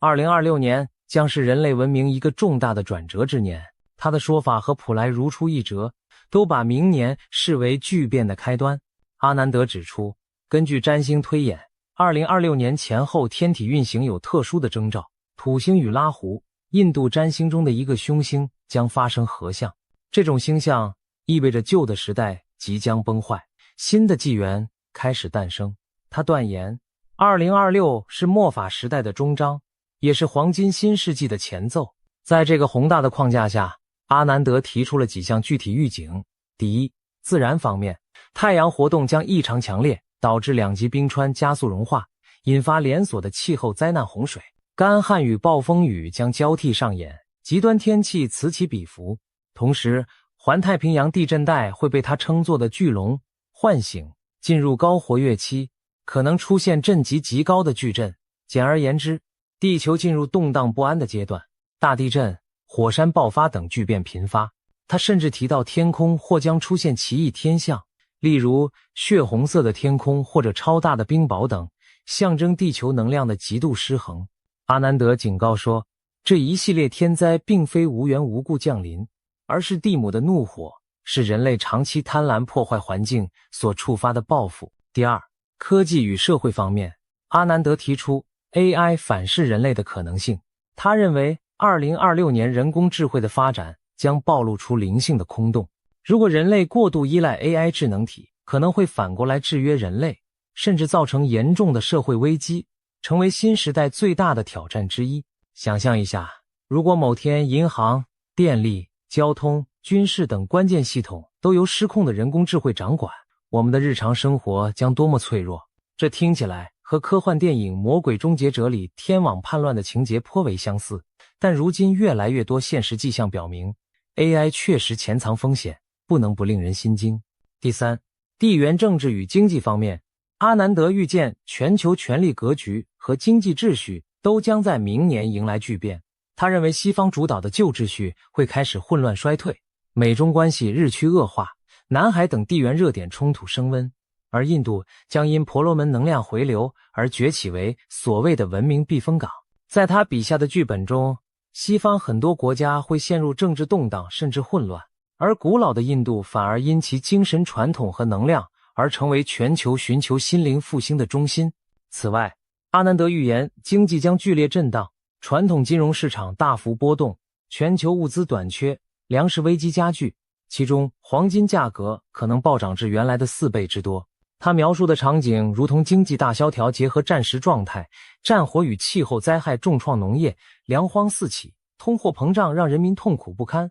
唯有黄金等实体资产才能保值。阿南德对亚洲地区，特别是东亚与台湾也发出了警讯。他说，东亚一带有龙脉苏醒，意味着从台湾开始，整个东亚在2026年前后可能经历地震与水患等能量大量释放的时期。他提醒居于此地的人们务必保持内心的平静与警惕，做好防灾准备。值得注意的是，他提到灾劫也是灵性觉醒的契机，经历磨难将促使人们反思并回归自然，修复自我内心，并迎接他所说的恒河之灯照耀的新纪元。这意思是，虽然灾难深重，但人类或可借此契机提升精神境界，从而在废墟上建立新的更和谐的文明。可以看到，印度神童阿南德对2026年的描述和泰国普莱的预言在多个方面不谋而合。他们都提到了极端天灾、地震、洪水、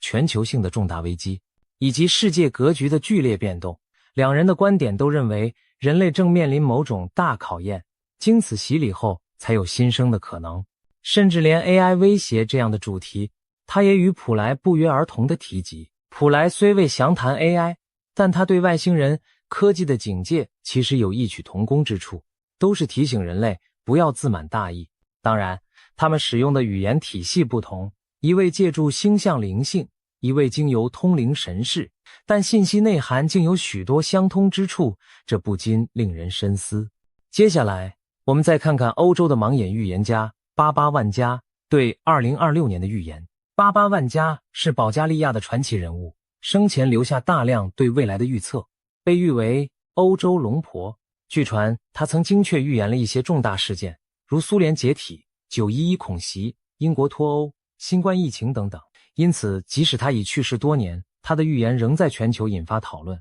最近，英国媒体披露了万家奶奶对2026年的几项惊世预言，内容之劲爆堪称末日电影剧本。万家警告说，2026年将成为人类命运的关键转捩点。他提到了4大方面：毁灭性天灾、人工智慧失控、世界大战爆发以及外星人现身，每一项都足以让人脊背发凉。首先，万家预言史上最毁灭性的自然灾害将于2026年来袭。他看到气候彻底失控，环太平洋火环带与欧亚大陆板块会同时变得异常活跃，大规模的地震、海啸和火山爆发将接连摧毁世界各地的土地。龙婆甚至给出了一个惊人的数据，全球有 7% 到 8% 的陆地面积将被地震和火山吞噬。要知道 7%、8% 陆地是个极其庞大的范围，相当于整个东南亚或欧洲西部地区灰飞烟灭那样的尺度。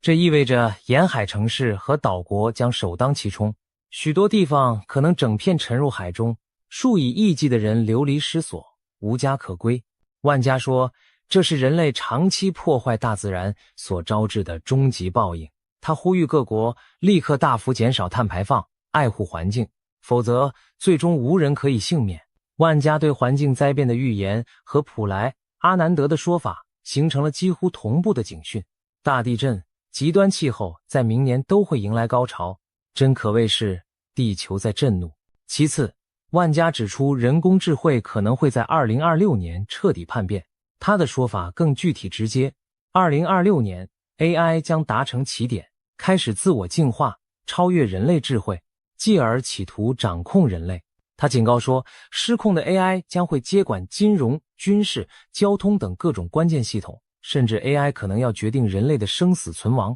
届时，由于自动化和 AI 统治，人类将面临大规模失业潮，被监控支配的社会阴影笼罩，而机器人战争一触即发。如果人类现在不对 AI 制定全球性的伦理规范与控制措施，那么到了2026年，我们恐怕会亲眼见证科技反噬人类的恐怖场景。龙婆的这番预言和前面阿南德提到的 AI 危机如同照应。他说 AI 现灵性空洞会反制人类，万家则直截了当描绘了 AI 叛变奴役人类的图景。看来无论东西方，占星家和灵媒都对人工智慧的快速发展充满隐忧，不得不令人重新审视我们与科技的关系。第三，万家预言，第三次世界大战将在2026年爆发，这无疑是最惊心的一条消息。他明确地预见战火将从东欧燃起，继而蔓延到中东与亚太地区。他甚至描述了战争结果，由俄罗斯领导的东方阵营将击败西方阵营，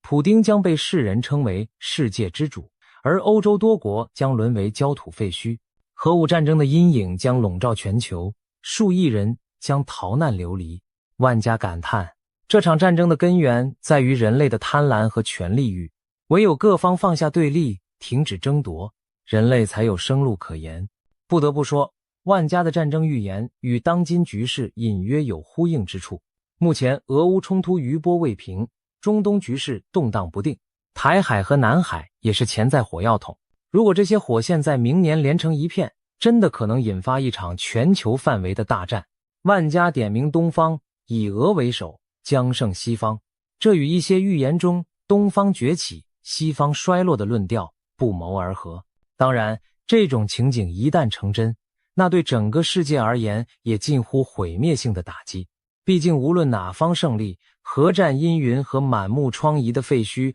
都是人类共同的噩梦。最后，万家还留下一则最令人瞠目结舌的预言。2026年11月，外星文明将乘坐巨型太空船正式降临地球。他说到时候，全人类都能用肉眼看到一艘庞然大物从天而降，进入地球大气层。这将是外星文明首次以如此直接、高调的方式与地球接触。消息一出，有人把它解读为人类的救赎，也有人视作外星入侵的开端。对此，龙婆的态度相对乐观一些。他表示，他们到来不是为了征服，而是为了提醒我们宇宙之广大，并非只有人类。这句话意味深长，似乎在暗示外星智慧，想让我们知道我们并不孤单，也许希望我们放下狂妄，正视宇宙中更高等的存在。不过，不管本意如何，如此公开的外星访客现身，肯定会引发全球恐慌与震撼吧。普莱劝诫不要主动联络外星人，而万家则说他们届时会主动降临，我们静观其变即可。两人的观点虽有细微差异，但都说明2026年的确是连外星人都登上舞台的一年。一旦真有巨型飞船出现在天空，那将是人类历史上一个无法忘却的时刻。值得注意的是，尽管万家的预言描绘了灾难深重的未来，他还特别强调2026年并非世界末日，而是人类必须彻底觉醒的一年。换句话说，他并不认为明年就是人类完全灭亡的终点，相反，它更像是决定命运走向的一个转折关口。如果人类能在各种极端挑战中汲取教训，深刻反省，也许还有机会避免真正的毁灭末日。这点和印度神童阿南德所说的非常相似，他称2026只是末法末节之期，之后将有新纪元可能诞生。同样，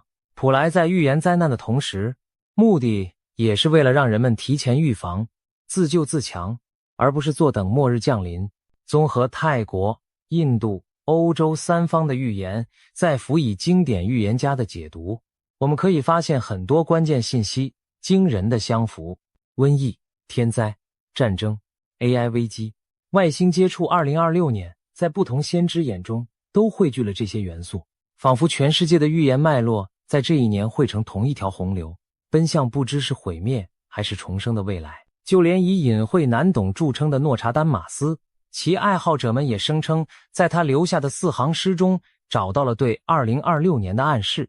根据一些研究者的解析，诺查丹马斯在百诗集第7卷第26首诗中写道：小船与桨帆船环绕7艘大船，致命的战争将被引爆。许多人认为这可能隐喻着一场海上的军事冲突，而诗中提到的7艘船被解读为7股势力的象征。有专家分析说，这7股势力很可能指的就是环绕南海及周边有主权争端的7个政权：中国、台湾、越南、马来西亚、汶莱、印尼和菲律宾。也就是说，这段诗预示着南海地区紧张局势可能升级，引发涉及7方的致命对抗。这无疑与88万家所说的世界大战从东欧到亚太不谋而合，也与当前国际局势的一大隐忧相吻合。南海争端与台海问题的确是国际瞩目的潜在导火索。如果诺查丹马斯的诗意解读正确，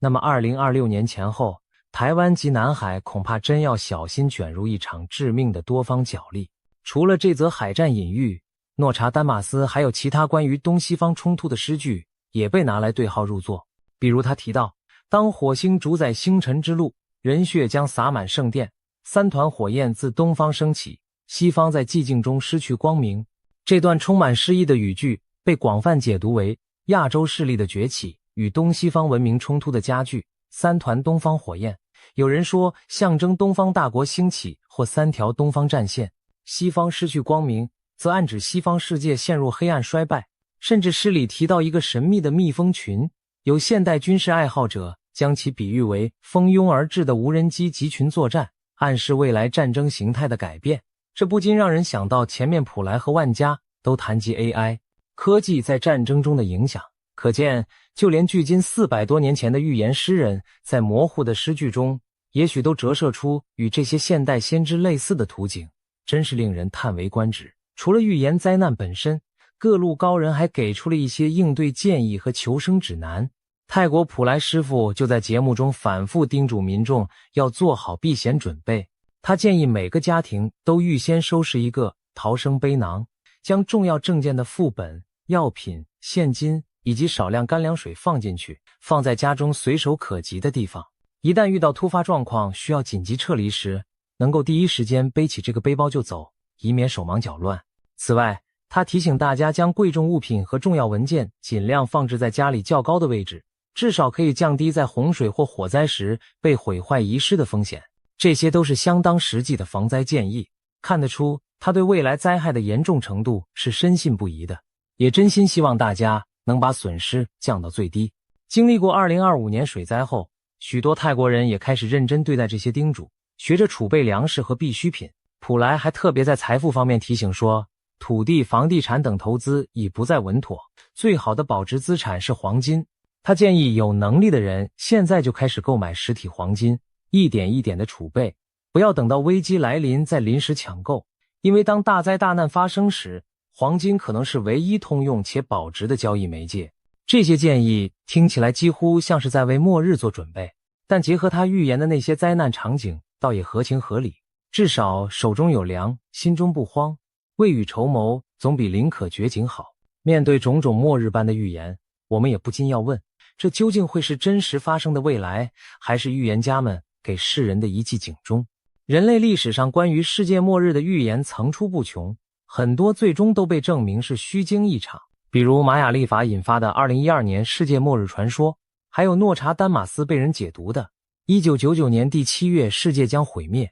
等等，都曾让世界人心惶惶，但最后地球依然照常转动。那这次的2026末日预警会不会又是一个担心了白担心的乌龙呢？持怀疑态度的人当然大有人在。科学理性主义者会说，预言毕竟不是严谨的科学预测，而是带有偶然巧合与模糊空间的主观解读。我们不能因为几次巧合应验，就完全相信未卜先知的存在。然而，这次与以往有所不同的是，多位预言者从不同角度不约而同指向了同一时间点，而且其中好几位过去的命中率都相当惊人，不能不让人将信将疑。普莱、阿南德、万加这三个互不相识、文化背景迥异的人，他们给出的线索却像是能拼合起来的同一幅拼图，图上描绘的正是2026年的巨变与动荡。或许我们可以把这看作是一种巧合，但这样的巧合实在过于巧合了。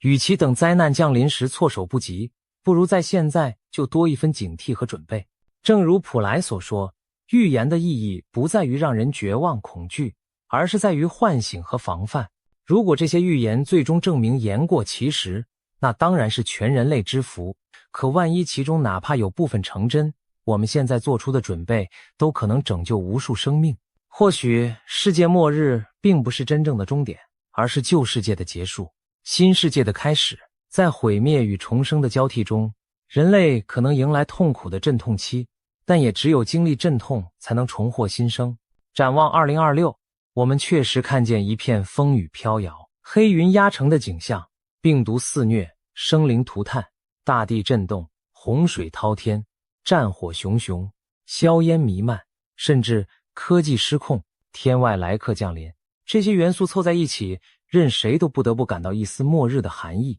然而正如龙婆万家所说，这未必是世界的终局，而可能是一次人类的集体考验与觉醒。如果我们能从中领悟谦卑与敬畏，改变对自然和科技的态度，加强全球合作与善意，也许最坏的结局可以避免。退一步讲，即便未来一年注定多灾多难，我们也可以凭借提前的准备和人性的团结，将这场世界末日考验转化为推动文明进化的契机。最后，不妨扪心自问，当如此多的预言警钟同时为2026年而鸣响时，我们应该嗤之以鼻，一笑置之，还是应该有所警觉，未雨绸缪？答案见仁见智。但有一句话或许值得记住，希望最好的情况，同时做好最坏的打算。对个人如此，对整个人类也是如此。也许所谓的末日并非突然的终结，而是对我们人类的一次严厉提醒，提醒我们反思自己的所作所为，为自己的未来负责。